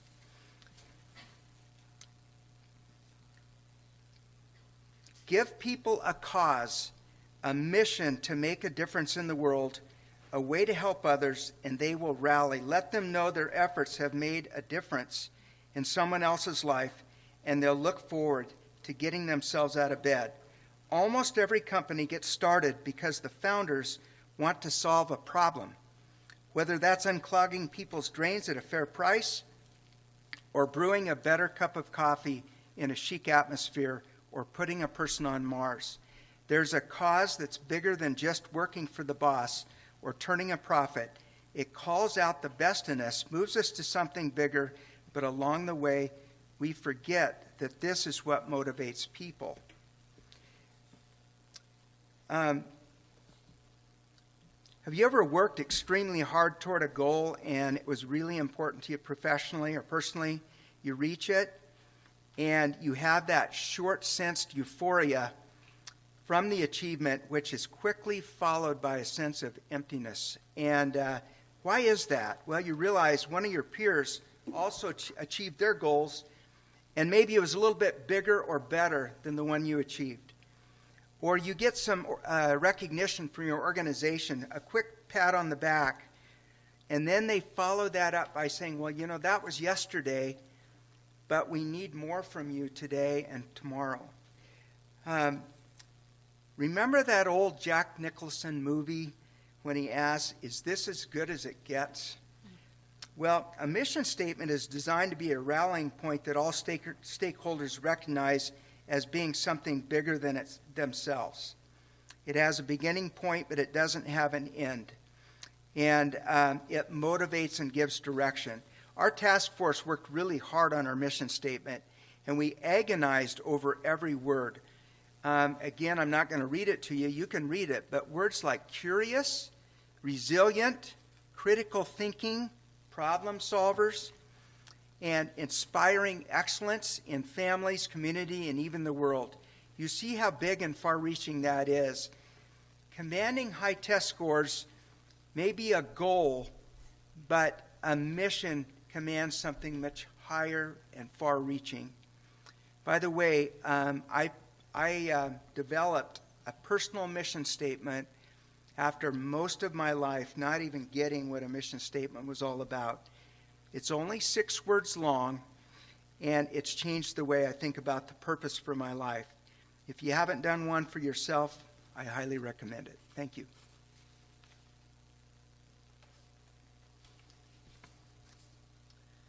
So if I'd known I was going to follow up Steve, I probably would have said no. He's so good at it. My name is Kimberly Jack. I am an owner of Anytime Fitness off of Cave Creek and Tatum with my husband, and it was an honor to be a part of this strategic planning. My 2 children have already graduated from CCUSD, but I felt it was important as a community member to continue to be a part of this community and help it thrive. There was a very long discussion on the vision and pursue their passions. That's a good one, and it took us a little while to figure out why that was going to be the best to put in there. So what the phrase simply should imply is not everything needs to revolve around their financial productivity in life, and to focus on whole self more than just their contribution to the economy. And how wonderful is that to be a part of within a community, and for the students and staff to be a part of. There was many different opinions. It was wonderful to see all of us feeling so comfortable to give those opinions. And what was even more wonderful was to see how we were all able to come to a census on it. It was an honor to work with individuals like Patty, Nancy, Court, and Rick. They are a tremendous benefit to this community because they took the leap and went out and asked all of these different opinions to come to this. How amazing. Thank you. Thank you, Kimberly. As Dr. Wiggall mentioned, we have the 5 priorities here that did come out of the data.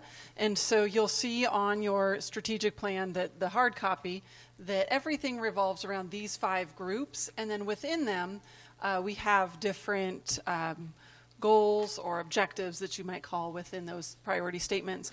And so I know Christian had to duck out, and so I think Allison is prepared to step in his place to talk about what needs to be priority number 1, student success. All right, yes, obviously I am not a student, but I definitely can appreciate why student success is our number 1 priority.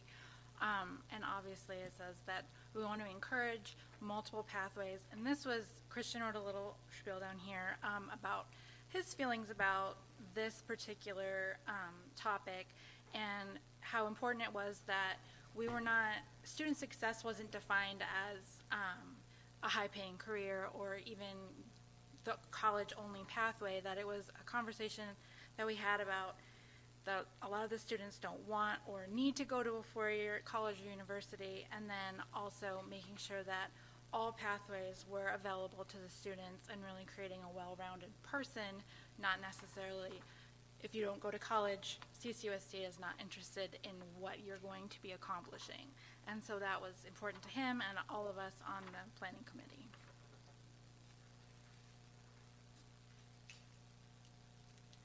Hi, I'm Kelly Schuler. I am a parent in the district of 2 children, and I'm also a teacher. So, excuse me, this was my teaching voice. Employee excellence was priority number 2, and I also think it's extremely important. How we discussed how we are going to retain the teachers that we do have, how we're going to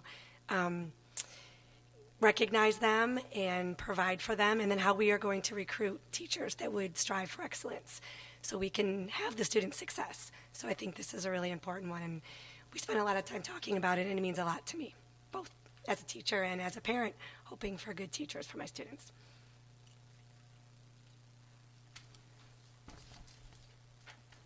Hi, I'm Jessie Spencer, also a parent in the district. And number 3 was safe environment and culture. And we think we quickly came to the realization that safe environment and culture means a lot of different things when you talk about a school. And some of the initial conversations surrounded things like safe equipment, safe buildings, safety protocols. But one of the things that I think a lot of our groups experienced when we were talking through this is it quickly turned more to having a safe place for our students and our staff emotionally, socially, to be able to feel comfortable coming to school and have this be just a general safe place.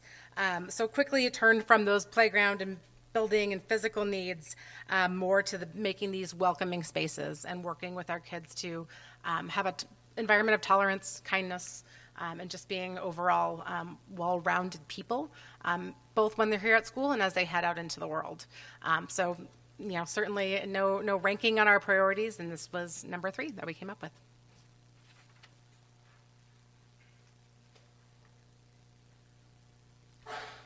Hello, I'm Natalie May, and I teach 2nd grade. I also have 3 children in the district, so I was both a teacher and community member, and apparently a little short for the microphone. Priority number 4 was effective operations, resources, and systems. And a couple of things that got a lot of attention as we met were ensuring that campuses were clean and well maintained, both internally and externally that seem to be an area of concern, and also one that needs attention and improvement.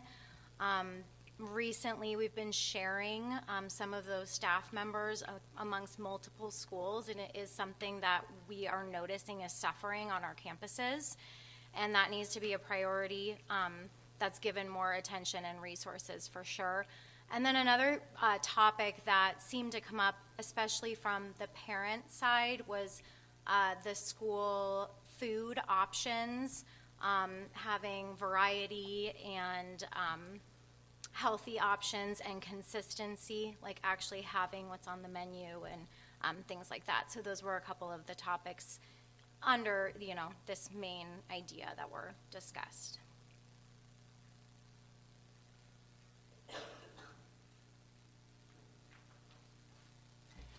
Good evening. My name's Ray Gall. I represent the YMCA here next door. It was great to be asked to be a part of this discussion and planning. Strategic planning is extremely important in any organization. I've been involved in many strategic plans throughout the years. This community partnership piece was extremely important to me, obviously, as we've been partnering with the school district and other organizations within the community. Soft skills was something that was brought up many times, and giving opportunities to the students to be able to volunteer, intern at local businesses is a priority. As a parent of 3 graduates from Cactus Shadows, 3 very different young men, 1 that went to a 4-year college, 2 that went to 2-year colleges here in the local area, I can say that it's extremely important that we have EVIT. We have the different opportunities. Being a parent of 3 boys, you would think it was easy. No, they're very different human beings, and we have to look at each individual student as individual human beings. Thank you for this.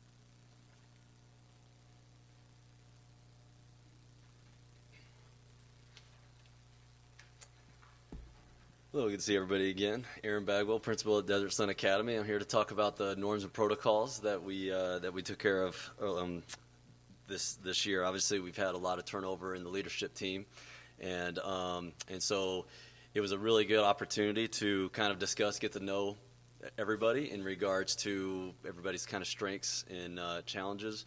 But what was most important about this process was to really have a shared understanding of how we're going to treat each other behaviorally. I will tell you personally, that was one of the biggest, scariest things of going from working with little kids and then working myself up as a principal. All of a sudden you're working with adults, and changing adult behavior is a lot different than changing kids' behavior, to say the least.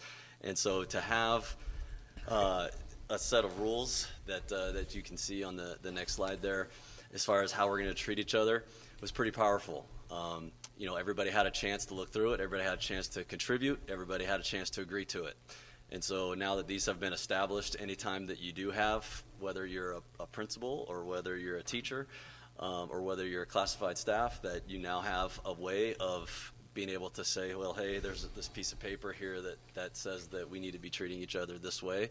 And when it doesn't happen, it gives at least a starting point to that conversation, and it maybe takes somebody to take that step back to say, hey, you know what, maybe I am not behaving the way that I agreed to way back in the beginning of the year, because we are dealing with kids here, and people have a lot of passion and a lot of ideas, and we're not building cars, we're building and molding minds. And so it's very, very important that everybody's adult behavior is still able to be focused and have those conversations. I know that I've had to go to norms many times, especially in the special ed meetings. They can sometimes get a little tense, and people are not necessarily acting appropriately, but it is good to go back to those norms and say, hey, you know what, this is the way we agreed to treat each other. Let's make sure we stay focused on the task at hand. So it was an awesome opportunity to do that, and I will let you guys read through those on your own time, but just wanted to reinforce that. Thank you. Thank you, Mr. Bagwell. And to wrap this up, we've talked to the board a lot about aligning our goals. So if you were to look at this graphic and see it as an umbrella, you can see the strategic plan as the very large umbrella, and the goals that are underneath throughout the organization should align with that strategic plan. That will be our direction going forward. Next slide. So what's next? As Dr. Jensen said, the governing board will be asked to approve later in the meeting. I want the board to be aware that district meetings and presentations will be aligned to the strategic plan. In fact, there'll probably be slide number 2 and slide number 3, and every presentation done in this district will have a graphic that shows exactly how we're touching on the priorities of the plan.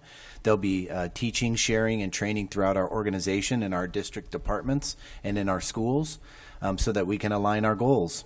As the board is aware, we're using board docs for our board agendas for these public meetings. The board will start to see on agenda items the priorities in the strategic plan that are aligned to the things that the board is voting on. Any good plan has to be monitored. You inspect what you expect, and so they'll be continually monitoring for progress. There'll be periodic reports to the board.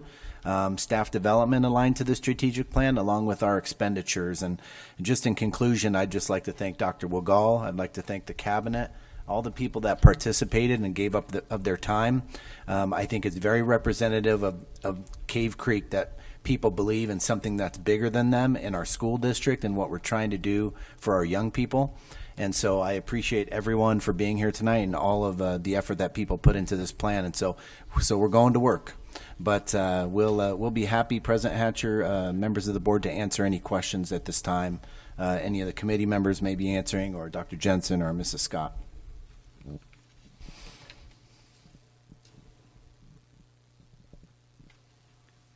Well, I don't have any questions right this minute, but I am amazingly impressed by the group of people that came together and did this. I can see your enthusiasm, and the results are amazingly impressive. So I appreciate every one of you for doing all this for this district. It's really nice. Thank you. Yeah, I agree. I've been through strategic planning before too, and it's not easy. And the thing that one of the many things that jumped out at me is that you use consensus. And it's far easier to use majority. That's easy. Consensus is a lot more difficult. And the fact that that's the process that you used gives a lot of validity to this, in my mind, far more than majority. So I echo Member Fortney. Thank you for your efforts, and it looks really good.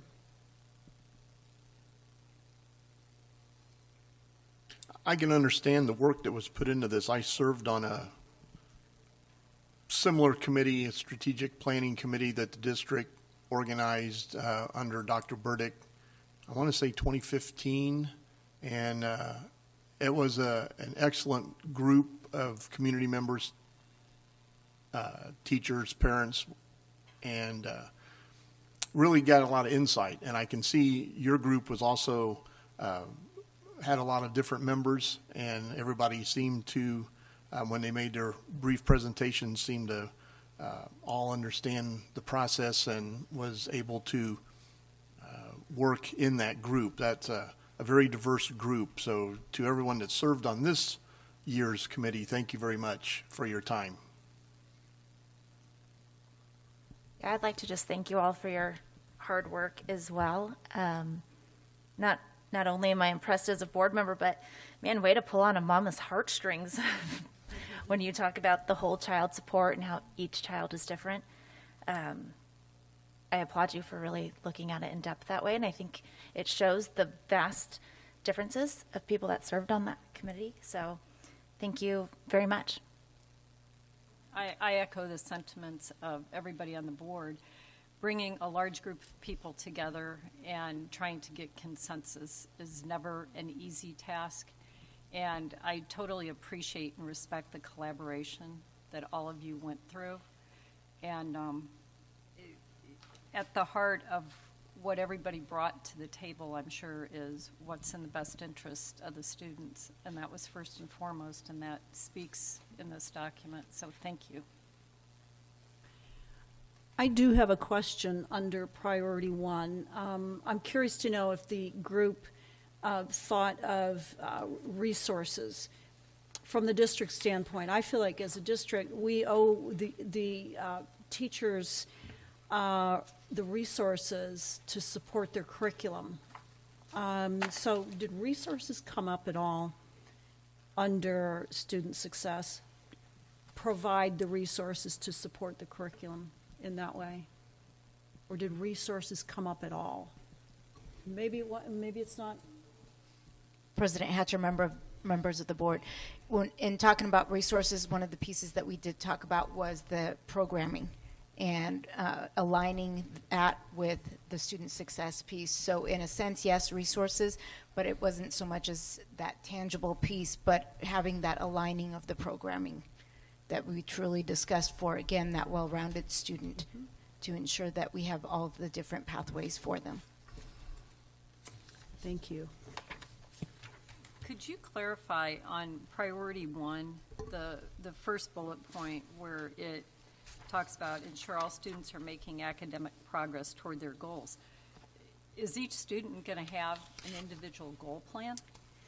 So within that piece, what we want to look at, I'm sorry, President Hatcher, members of the board, within that piece when we're looking at creating that varied levels of support is that we want to ensure, again, whether it's a special education student or any of our gifted students, that we're providing those opportunities to ensure that they have academic growth. So it might not be that they're going to specifically have a goal. Our IEP students, our exceptional students do have specific goals, but again, with that academic progress piece, we want to ensure that they're showing that growth. At the elementary level, when you're looking at, we can use different testing data, different benchmark data, DIBELS data to look at academic growth. At the middle school level, we're going to be utilizing the ASA and then, again, benchmark data, common formative data to look at academic growth. And then at the high school, we're going to be able to, when we have the testing, use ACT Aspire and ACT to look at that academic growth. So again, in all three areas, we're going to have some state assessments that help us with looking at individual academic goal and progress for each of those students.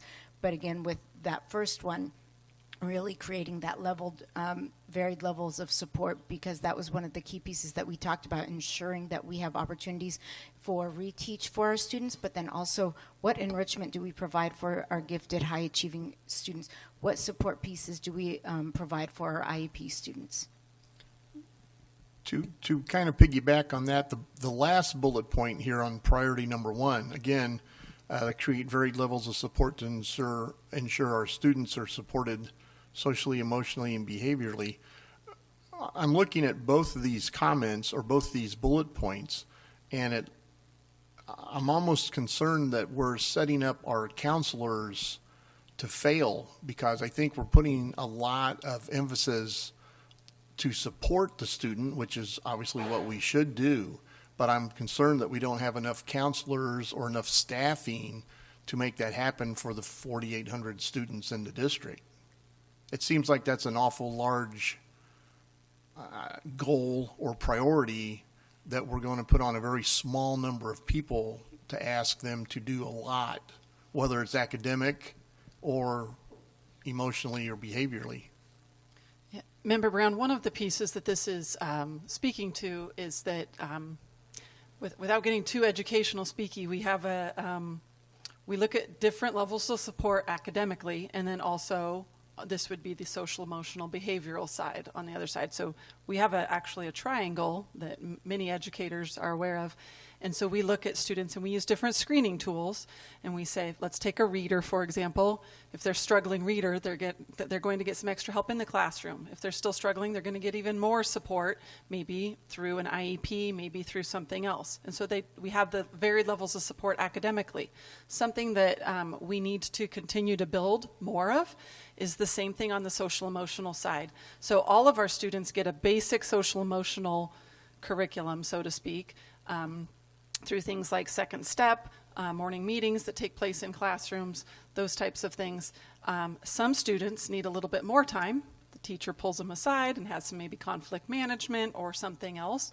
And then other students need more, and that's where the counselor would come in place, or perhaps more specialized support in a different way.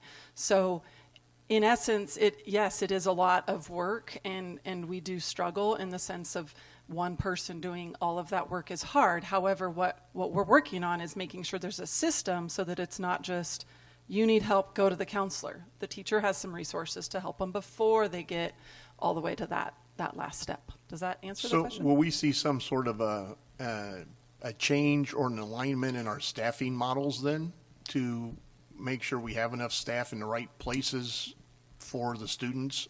Currently, we have one counselor at each elementary school, and then I'm not sure how many at the secondaries, but multiple. So, I mean, we're close to within what it ought to be. I mean, but yeah, we would love to add more if we had the funding. We just can't promise Well, that. my concern, obviously, with the emotional teen suicide rates, ages 12 to 17, is up 63%, I think was the last numbers I read right after Christmas, for several reasons, obviously, COVID being one, but the social media piece being something else.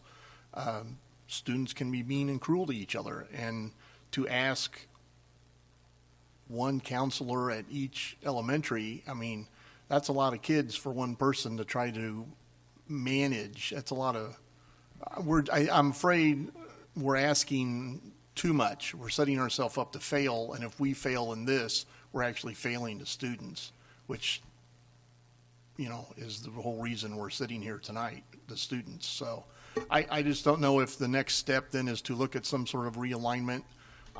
Obviously, funding will be the number one issue in anything. Just about on all these priorities, every bullet point comes with a dollar sign. So that's going to be probably the most difficult decisions now that the district, the cabinet, and or the school board will need to look at the numbers and say, well, yeah, we'd really love to do that, but, even though it's for students, we still only have such limited resources dollar-wise. So I just don't want to set ourselves up to fail, is what I'm afraid of. Yeah, Member Brown, just to shed some light on that, as I read that, and I think you make some very good points. However, I do not see that falling exclusively on counselors. Counselors are outnumbered, teachers are outnumbered. There's certainly a lot more kids and staff members, but this is kind of a one-team effort. I know when I was a principal, we created things such as peer mediation, peer support, mentoring programs, so it didn't always fall on just one counselor for 300 kids, because you're right, that's just a recipe for burnout, and our counselors are fantastic, and we have quite a few. But I would see that across our system, putting in supports, varied levels of supports, and again, that's just not the counselor as the support. It could be the classroom teacher saying hi to the one student who doesn't talk to anyone that day. It can be the principal having lunch. I know a lot of our principals have lunch with kids who get different recognition. So again, it would be varied levels of support, but it wouldn't fall exclusively on just our psychologists, on our counselors. As Dr. Jensen mentioned, sometimes that might be a higher tier when we really need to get a lot more of the parents involved. It's maybe a lot more intensive outside of our expertise, but it doesn't take a lot of training for me to go around and say hi to kids or build a relationship or say, hey, why don't you go sit by her? She's sitting all alone at lunch. Just why don't you go sit by her and make a conversation? So just to answer your question, in my view, as I read that, I don't see that as exclusively the counselors.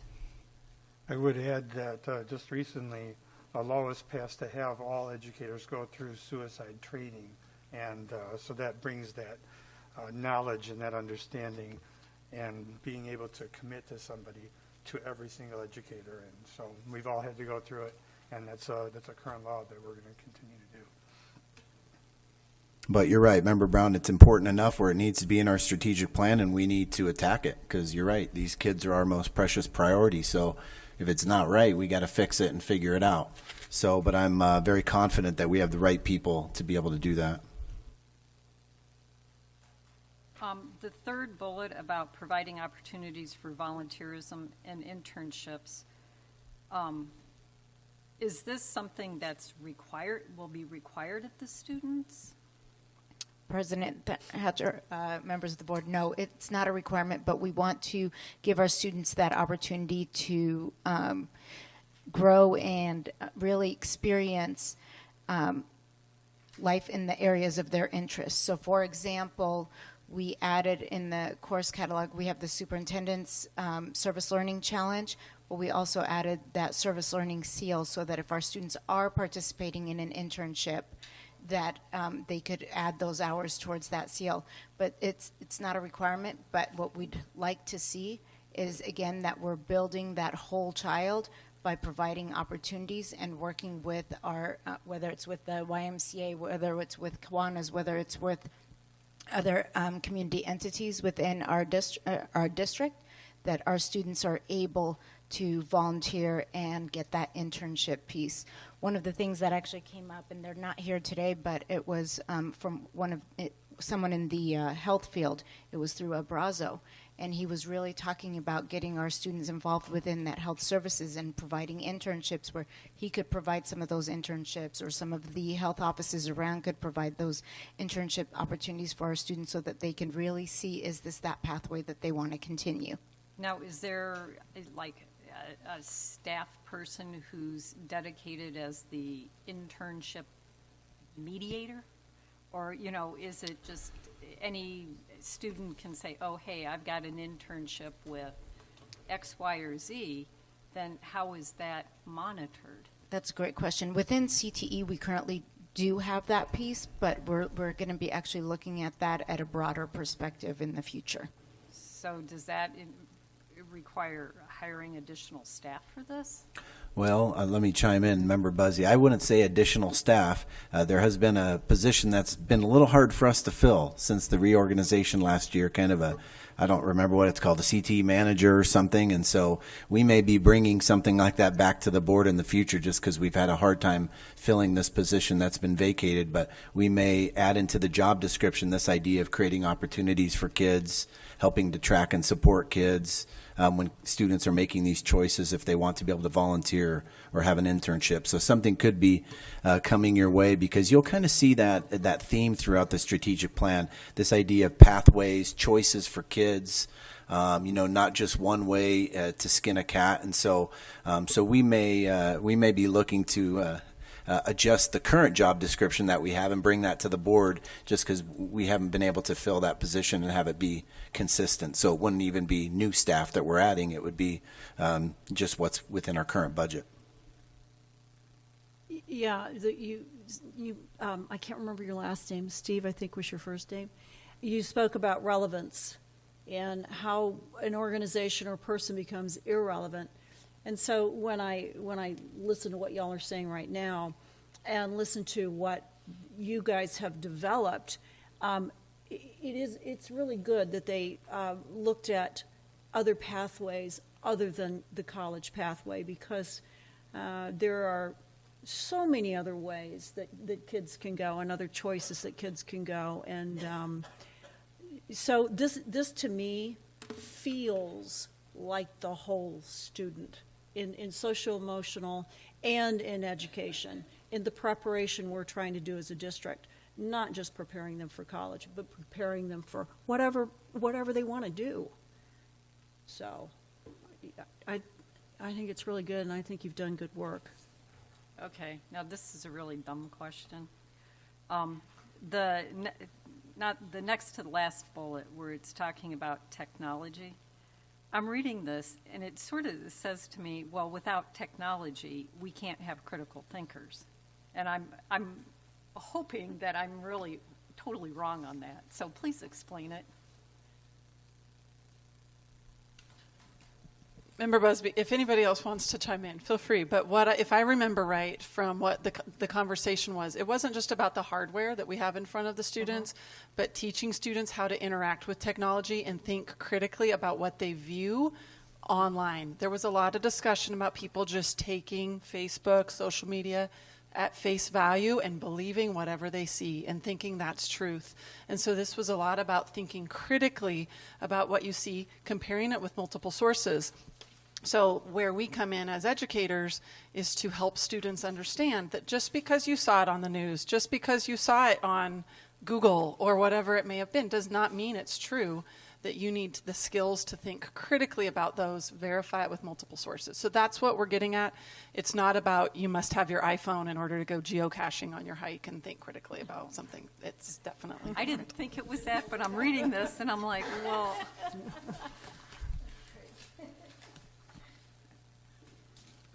Thank you for the presentation. Sir. There were several things that came up that I think I might just address real quick, kind of under the same umbrella, and that is, remember, a strategic plan is aspirational by nature. And that means that you get down to these priorities and they get really specific, and it's almost irresistible not to think of them as kind of a short-term goal. But actually, the strategic plan serves as a guide going forward that helps create goals in the short run. And Scott, my mind goes exactly where yours. If we can't do this, we may be set up to fail. That isn't what a strategic plan does. It helps you as an overarching foundation that you work under, and then it helps you make specific goals that you feel like you can attain in the short run. And it continues to help you as you move forward. But I just wanted to also share, Dr. Wiggall, did I say that right? Wiggall, yeah. He said at one point, I don't even remember what section it was, he said, it is going to be almost irresistible to not just say, just give this department more money and it'll solve all problems. He said that's off the table. We can't approach it that way because it's probably not a reality. We have to come at it a different way.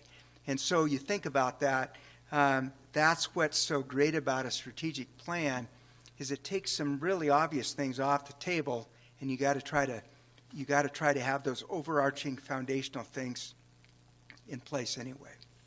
Thank you. Thank you. Something that Dr. Wiggall mentioned, I think, in his opening statement, that the strategic plan is a 3 to 5 year window that we're dealing with. We've seen the documents that say one team 2030, so I would be 8 years out. Inside of this 3 to 5 year window, have you penciled in a date that we should look, obviously this document will be tweaked as we move forward, but is there a committee somewhere down the road in 3 years, 4 years to reevaluate what we started with tonight and what we've done in those future years to redo this? I don't want to just sit on this till 2030. I think that's 8 years is a bit much. Yeah, Member Brown, yes, I think you answered your question. Yeah, I would even see something in 2 years, a revisit, and then maybe at the 3 year mark. So even though we have the 2030 date on there as aspirational as we're looking towards, yes, definitely. It'll be probably touched on every year and with updates given to the board. But yeah, you would definitely see maybe some adjustments depending on the parameters that we have. So correct. Okay. We ready to move on to 4.4? Does anybody have any other questions on the other 4 priorities?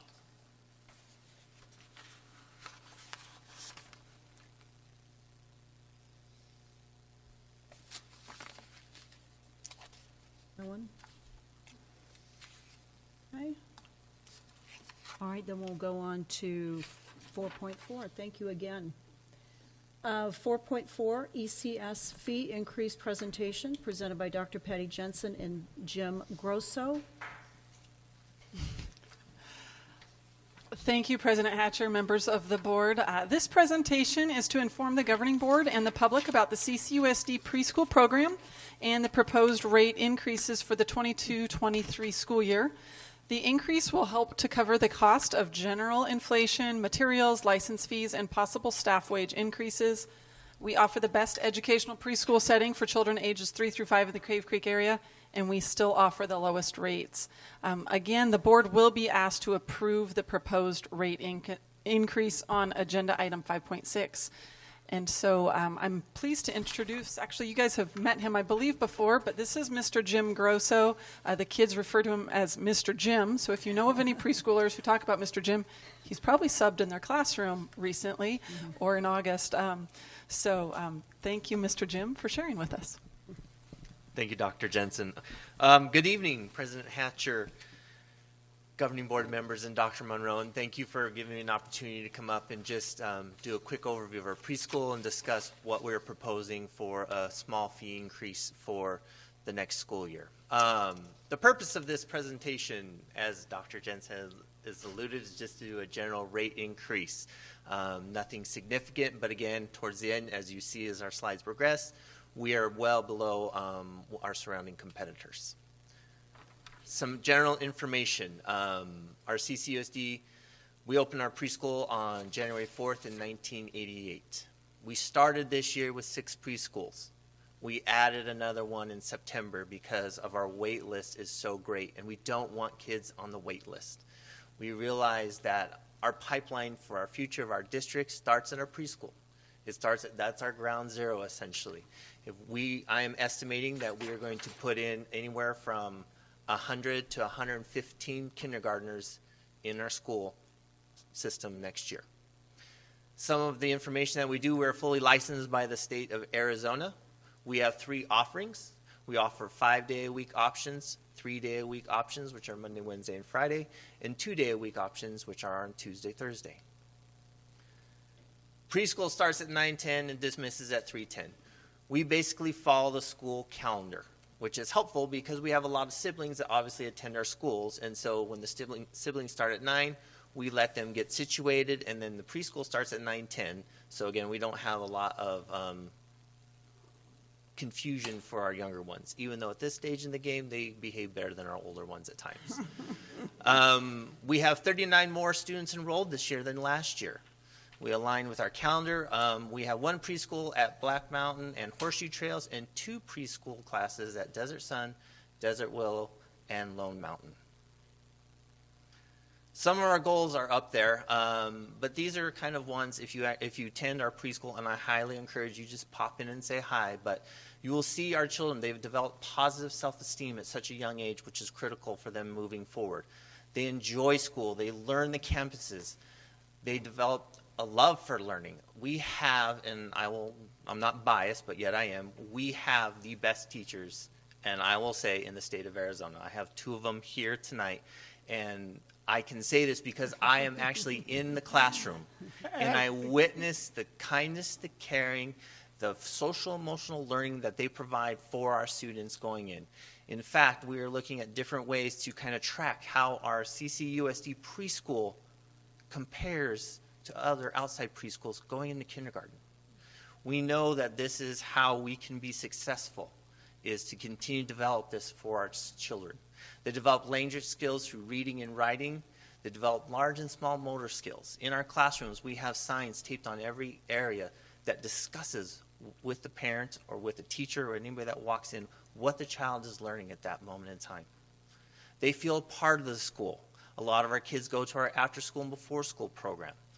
They go in, they intermingle with anywhere from kindergartners through 6th grades, and there is no issues. They are learning the habits and how to function as they go into kindergarten. They will be the best in the lines. They will know how to get lunches, recess time. They are fully functional and ready to go right out of the gate, and that is just because of what these teachers are able to do in our preschools. And then again, as always, we increase our enrollment in kindergarten.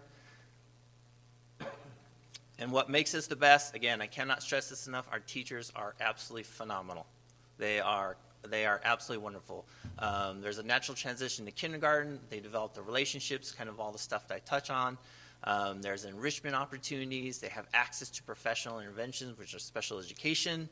And their convenience for the parents, as I touched on also. And finally, it's the double whammy for the parents. They have the best teachers, and we are the best value preschool in the area.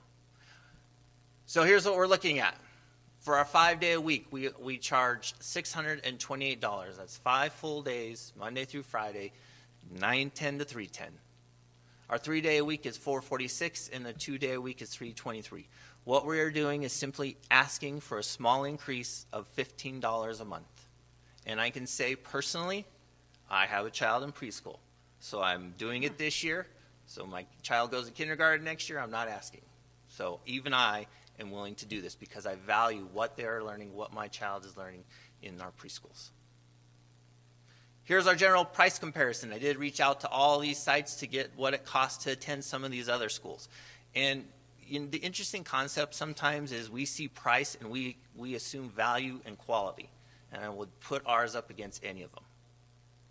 So I'm not bashing them by any stretch of imagination. Those are just the actual prices, and you can see where we are proposing to be versus everybody else. And we went to the private sector, but we also did other school districts also. This is one of my favorite slides because there's a parent out there that still knows who Nirvana is. But, you know, that's just one of those things. That might be my child, but who knows. Why we're doing this, it's because it's a general cost of inflation from materials. We experience at the grocery store, at the gas stations. It's no different from us when we order supplies or we get snacks. We experience that. We are increasing under minimum wage. Obviously, we're still below the surrounding preschool prices. It totals out to $150 for the year, which is an extremely amazing value for what we are offering. And our last increase was in 2021 school year. The increase was from 12 for a Monday through Friday, a 9 for a Monday, Wednesday, Friday, and a 6 for a Tuesday, Thursday. Another great slide. Both those kids went through and are currently in our preschools. Questions? First, could you turn around and introduce your teachers that are with you tonight? If they're still here? Oh, they are. Yeah. Who do we have? I would like to introduce Miss Kelly Hendry, who's the preschool teacher at Lone Mountain, and who's a favorite of mine. And the other favorite of mine, other favorite of mine is Miss Brandy Aronson, who currently serves that little girl in that slide right there. So very biased towards them both. Thank you for all you do. Now I'm going to be devil's advocate and Please. say, is the $15 enough? That is a great question. And Dr. Jensen and I talked about this back and forth. And would it be enough? Yes and no. Because, again, we want to still be good stewards of money with the community. And, again, coming in and saying all of a sudden I'm jumping up your price by $20 a month, it seems like a lot because, again, we still have kids that are attending it right now. Preschool's a 2-year cycle. So as soon as we get this through, there's a good chance in 2 years we might come back and ask for another one just in case. But we don't want to just all of a sudden say, oh, here's $20 because that seemed like a lot. We initially had started out a little bit lower and took a look of how much it costs to provide a full-time teacher. Right now, it takes 12 full-time students Monday, Wednesday, and Friday to have one teacher in the class. Our numbers are currently 20-1, some 21-1, and we have 2 teachers in the class. So it is enough to cover right now. Is it too low? Possibly, but I don't want to give a bad perception to the community that we're trying to price gouge people. Okay, thank you. Yeah, Member Brown, I'll just chime in on that. I appreciate Jim's work and our wonderful preschool. I've been in those classes to see the magic. When you're having a bad day, just go into a preschool class. It just resolves everything. You know, it was important to me that we're still the best value in the market with the highest quality. And understanding how inflation works and having to come back for fee increases every other year, what have you. We didn't want to gouge our parents. However, I appreciate Jim's analysis because I asked specifically the same question, do we need more? What's the break-even point? Because I'll just remind the board, we do not receive funding for these kids. It's all tuition-based. So how do we stay out of the red? How are we running a good business while at the same time providing a great value for the parents, return on their investment. And so I'm really proud of the recommendation. It's likely that we'd come back to the board again in 2 years, for fee increases. The board's very well aware of that, but we thought the $15 was pretty fair and pretty palatable, while still keeping us at that low end of the market. Absolutely. And Member Brown, Dr. Monroe, one other thing to add, because this is a great pipeline into kindergarten, we also still wanted to make it very attractive for families to start with us early so then they can fall in love with our schools and continue. So we're not, could we make some money off of them? Probably, but we're trying to find that very fair spot. Yeah, not so much to make money, but just to make Yes. sure we're able to provide the service. Is Absolutely. what I was after. And if these wonderful students have a great experience with our all-star teachers, they are more likely to stay within our system. And we talk about all the time about our enrollment and increasing our efforts. And so as Jim kind of brags about how our preschool is up, those are all very encouraging signs. If a student's having a wonderful preschool experience at Desert Willow, it's likely that student will enroll in kindergarten there the next year. And so there are, benefits down the line for us as well. And because of the longevity of our current teachers, this is just a general opinion, but I would say our biggest marketing tool has been word of mouth. We know somebody that's had our kids in their preschools, and we highly recommend that you take them there, which has been huge. I will say your presentation preschool is everything that you said and much more. One of my 3 kids he was the only one that started here in preschool. He's now in college. And a little trivia, his preschool teacher was Emily Hill's, I think, kindergarten teacher. Wow. And my son will still talk about things that happened in preschool. It was that memorable, and it touched him in that way that it was just such a great experience. And it made him excited to continue on to kindergarten. Absolutely. Thank you for that. And I will add, as a grandparent of someone that's in Miss Brandy's class right now, thank you very much. I've already seen huge gains of my grandson.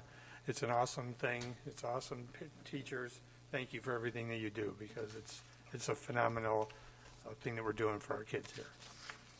Thank you for those words. They do an amazing job. I'm very, very proud on what they're able to accomplish with these children. Again, the social emotional learning that these children are getting at ground zero with these teachers are head and shoulders above any fee that you can charge going into this for kindergarten. So, any other questions? Yes, ma'am. I have a question. Do we offer discounted pricing for our own teachers if they have their kids in preschool? Yes, we work through Kiwanis. It's part of a grant where we offer them a percentage off, and Kiwanis kindly covers those for our current staff. Okay, awesome. Thanks. Mm-hmm. I just want to shout out to Miss Brandy because when I worked at Desert Willow, I saw those kids, and she was like the Pied Piper. And what you said about the discipline of those lines, the lines are unreal. Miss Brandy's class, walking, even today when I'm at Desert Willow. But she's fabulous. They are. And I am very true in my statement. If you are attending the schools and events, I encourage you to pop into the preschool. The district has made a very, very strong effort to really include the preschool in everything they do. We do our own PLCs. They're being evaluated by the principal. I mean, we have taken a strong investment for our future in our preschool. So I highly encourage it. The teachers will show you around, and if you ever want to feel like you mean like $1 million, you walk into one of those classes, because they are not shy. They are not shy. They will walk up to you, introduce themselves, possibly give you a hug. So yeah. I encourage that. Thank you. Thank you. Thank All you. right. Thank you. Moving on to item 5, action consent. Is there a motion to approve item 5, action consent, as presented? So moved. Is there a second? Second. It's been moved and seconded to approve item 5, action consent, as presented. All in favor say aye. Aye. Opposed? Abstained? Motion carries. Item 5 is approved as presented. All right, item 5.2 was pulled. So item 5.2, monthly enrollment report, presented by Ms. Marcy Rodriguez.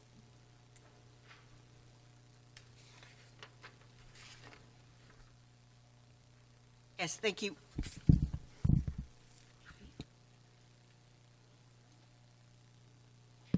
Thank you, Madam President. Members of the board, the administrator recommends that we accept the enrollment reports as presented.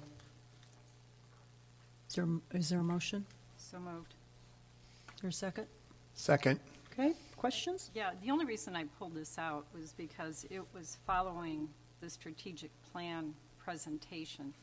And everything in that strategic plan was it was great. I liked it. But it also takes money to fund a lot of the things that are in that strategic plan. But our enrollment numbers seem to not be increasing. You know, from this time a year ago, we're still down over 100 students. And there was nothing in the strategic plan that specifically addressed how are we going to bring more students in so we can fund all of these great things that we want to do. So I just wanted to kind of highlight that because unfortunately enrollment is our funding mechanism for the most part. So That is correct. Thank you, Member Busby, for that. Any other comments on 5.2 or question? Were you gonna say Did something? you guys vote? You didn't vote on No, 5. we were Okay. still- Or taking comments. Did you want to say something? No. Oh, no. okay. No, I'll save it. Okay. Okay. Hearing no more comments, it's been moved and seconded to approve item 5.2 as presented. All in favor say aye. Aye. Aye. Opposed? Abstained. Motion carries. 5.2 is approved as presented. President Hatcher, members of the board, I'd like to, with that approval on item 5, not 5.2, but with on item 5, we approved our new Director of Transportation. I'd like to introduce her now. Danny, if you'd come up to the podium. So, members of the board, President Hatcher, this is Danny. Okay, Danny, you're going to have to help me out here. Danielak Moore. So Danny comes to CCUSD with over 23 years of professional experience in the student transporter industry. She has held multiple positions, starting as a crossing guard, a bus assistant, a bus driver, a driver trainer, a field trip dispatcher, ESS supervisor, and for the last 7 years, the Director of Transportation. You'd be hard-pressed to find a job in transportation she hasn't done. With this extensive background, she relates to all aspects of transportation and has been a working director alongside her team. She is an out-of-the-box thinker and has implemented many innovative projects to serve the school community. Danny is an expert in the area of special education, student transportation needs, and is often a speaker to other transportation professionals at state and national conferences. Danny's a mother of 5. She's very active in the Special Olympics with her sons, who are on the National Special Olympics team. And Danny is excited to join the CCUSD 1 team. So, Danny, congratulations. Thank you.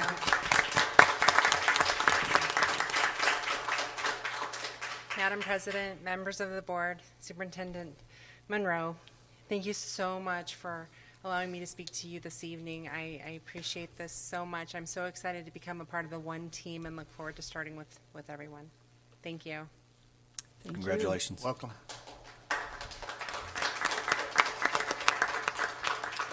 Item 6, old business, there is none. Item 7, new business. 7.1, fiscal year 2022-2023, schedule for business and work study governing board meetings, presented by Dr. Court Monroe.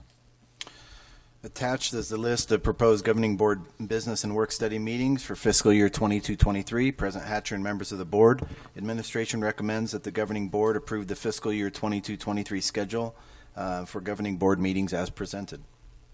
Is there a motion? Second. Okay. Questions or comments?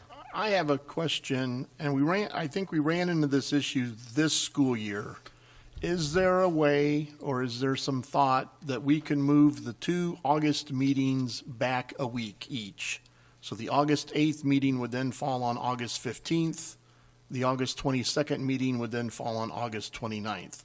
And I only bring this up because this year we had a board meeting immediately after the start of school, and I don't think it's fair for us to put that extra burden on staff and administration trying to piece together a board book when I think their energy should be more toward getting the first week of school under our belts.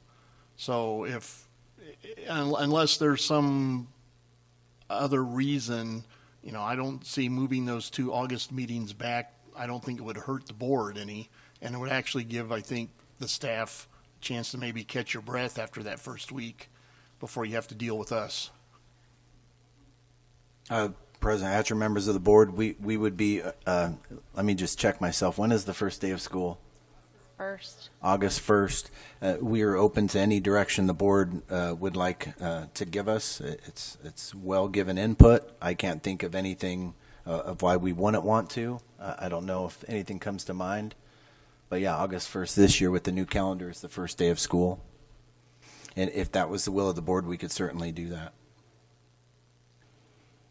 Do you guys have any thoughts, given Member Brown's reasons, does that make sense to you, or what is your? I'm just trying to process it right now, and I'll look to Marcy and Cabinet or Julia if there's if there's conflicting dates. There's nothing that kind of strikes me. Just August 1st is the first day of school. The board meeting would be that second week and what Member Brown is proposing is it would actually be August the 15th. That would be 2 weeks after. Dr. Monroe, if I may. Yeah, please. Thank you, Madam President, members of the board. Thank you for the question, Mr. Brown. What we will see on that August 1st board agenda is hiring staff to start the year. So if the board is okay with ratifying the hiring of staff as approving the hiring of staff, then we, could push that out. But that's a big part of that August 8th. And the board will be asked to approve a significant amount of staff potentially to start the year. A lot of times, Marcy, we have done that. I know this will be your first kind of summer with us. We've done that in July, and the board has done that. So I don't know if that would be so much of an issue with the date change. I appreciate you bringing that up, but as a past practice, I think we've been able to avoid that. But yeah, President Hatcher, I would just, being caught unawares, I just want to check to make sure there's no deadlines or anything that we're missing with the change like that. And again, it would be up to the board. We could certainly amend that date. So we could table that. You could give us some time just to look back, just to make sure we're not shooting ourselves in the foot with anything. And it's not time sensitive. We could certainly bring it back at the next, if that's amenable to the board, bring it back to the next board meeting, because this is for the calendar year for the 22, for the school year. So we're not. Then like a motion to table this until you can look into it. Okay, so I'm sorry, Beth, you need to get a vote on that, right? I need a second. Second. Yeah. I can't ask any more questions now, right? Right. Yeah. You just need a vote, right? We just need a vote. To table. Vote to table.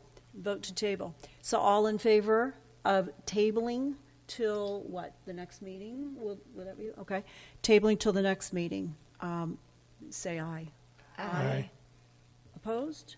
Abstain. All right. Motion to table passes. So, President Hatcher, just for clarity purpose, let me make sure I understand the direction the board wants me to. The board wants me to explore. I'm sorry. Can someone put back the slide there? Thank you. So the board wants to explore the idea of August 15th and August 29th. Is that right? Yes. Yes, and then since I couldn't ask any more questions, can I make a comment? Yeah, go ahead. And to reply with what Dr. Monroe said about a possible issue with hiring, should we then also look at the July 11th meeting and move that back a week? Because then that would be the week before school. Or excuse me, that's the week before teachers report. Would that capture more of your over the summer new hires? Member Brown, we can certainly look at that and just see. Yeah, I don't want to misspeak right now, but yeah, we can definitely look at that. For sure, we could look at July possibly being later, unless there's something we run into, and August being August 15th and August 29th, and we can bring that back at the next meeting. Okay, and then each of us can have our calendars in front of us too to be prepared for those date changes. Okay, all right, so that'll come back to us next month. Thank you. Thank you. Item 7.2, approval of communication and site visitation protocols for governing board members, presented by Dr. Court Monroe. The administration recommends that the governing board approve the communication and site visitation protocols for governing board members as presented. What the board will see is what we alluded to last week at the end of our discussion, a clean version of the site protocols that were established in 2019 that we would reapprove, with a few things retitled, such as executive leadership team being made cabinet, and also you'll see a version where the strikeouts are. There is one strikeout, and I would just mention that strikeout, the reason we can strike that sentence out is because of the courtesy posting that we have now because of legal counsel, which makes that moot. Did you make a recommendation to us? Oh, yeah, so I think I did, but it got lost in my diatribe there. So how'd you like that word, diatribe? But the administration recommends that the governing board approve the communication and site visitation protocols as presented. So moved. Second. Okay, now discussions and questions. Okay, Dr. Monroe, did you want to continue now? No, thank you for politely cutting me off. I think we're good. I'll entertain any questions if there are any, but I know we discussed this at length the last meeting. Just two comments real quick, and one would be just to remember this was a board generated document that the board approved back in June of 2019 that was asked to be revised by the superintendent. That's just a point of order. The second, now that, if approved, I lost my spot. The governing board document, the one that is communication protocol, it discusses committees. I would hope that we would see a little more effort, I think, made for when the superintendent and or the district is calling committee, that it's announced properly at a board meeting, posted on the website. And I'm really looking, we've had a ton of committees. It seems like we've committed ourselves to death here over the last couple of months. But understanding the committee process is important. I've served on several in the years past. But I just want to make sure that we're putting that call for committee out to the public, because I kind of like to see some new faces on some of these committees. I'm starting to recognize the same names over and over and over again. And I don't think that helps us as a governing board, because I think that narrows down the scope of said committee. Because now all of a sudden it's the same people, the same small group of people that happens to be on every committee. And that, I think, defeats the whole purpose of the committee call for committee to begin with. So I just putting that out there, I'd like to see other community members, other staff get a chance to serve on some of our committees in the future.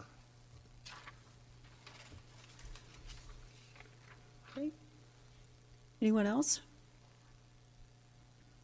All right, hearing no more questions or comments, it's been moved and seconded to approve item 7.2, approval of communication and site visitation protocols for governing board members as presented. All in favor say aye. Aye. Opposed? Abstained? Motion carries. Item 7.2 is approved as presented. Item 7.3, approval of a strategic plan presented by Dr. Patty Jensen and Mrs. Scott.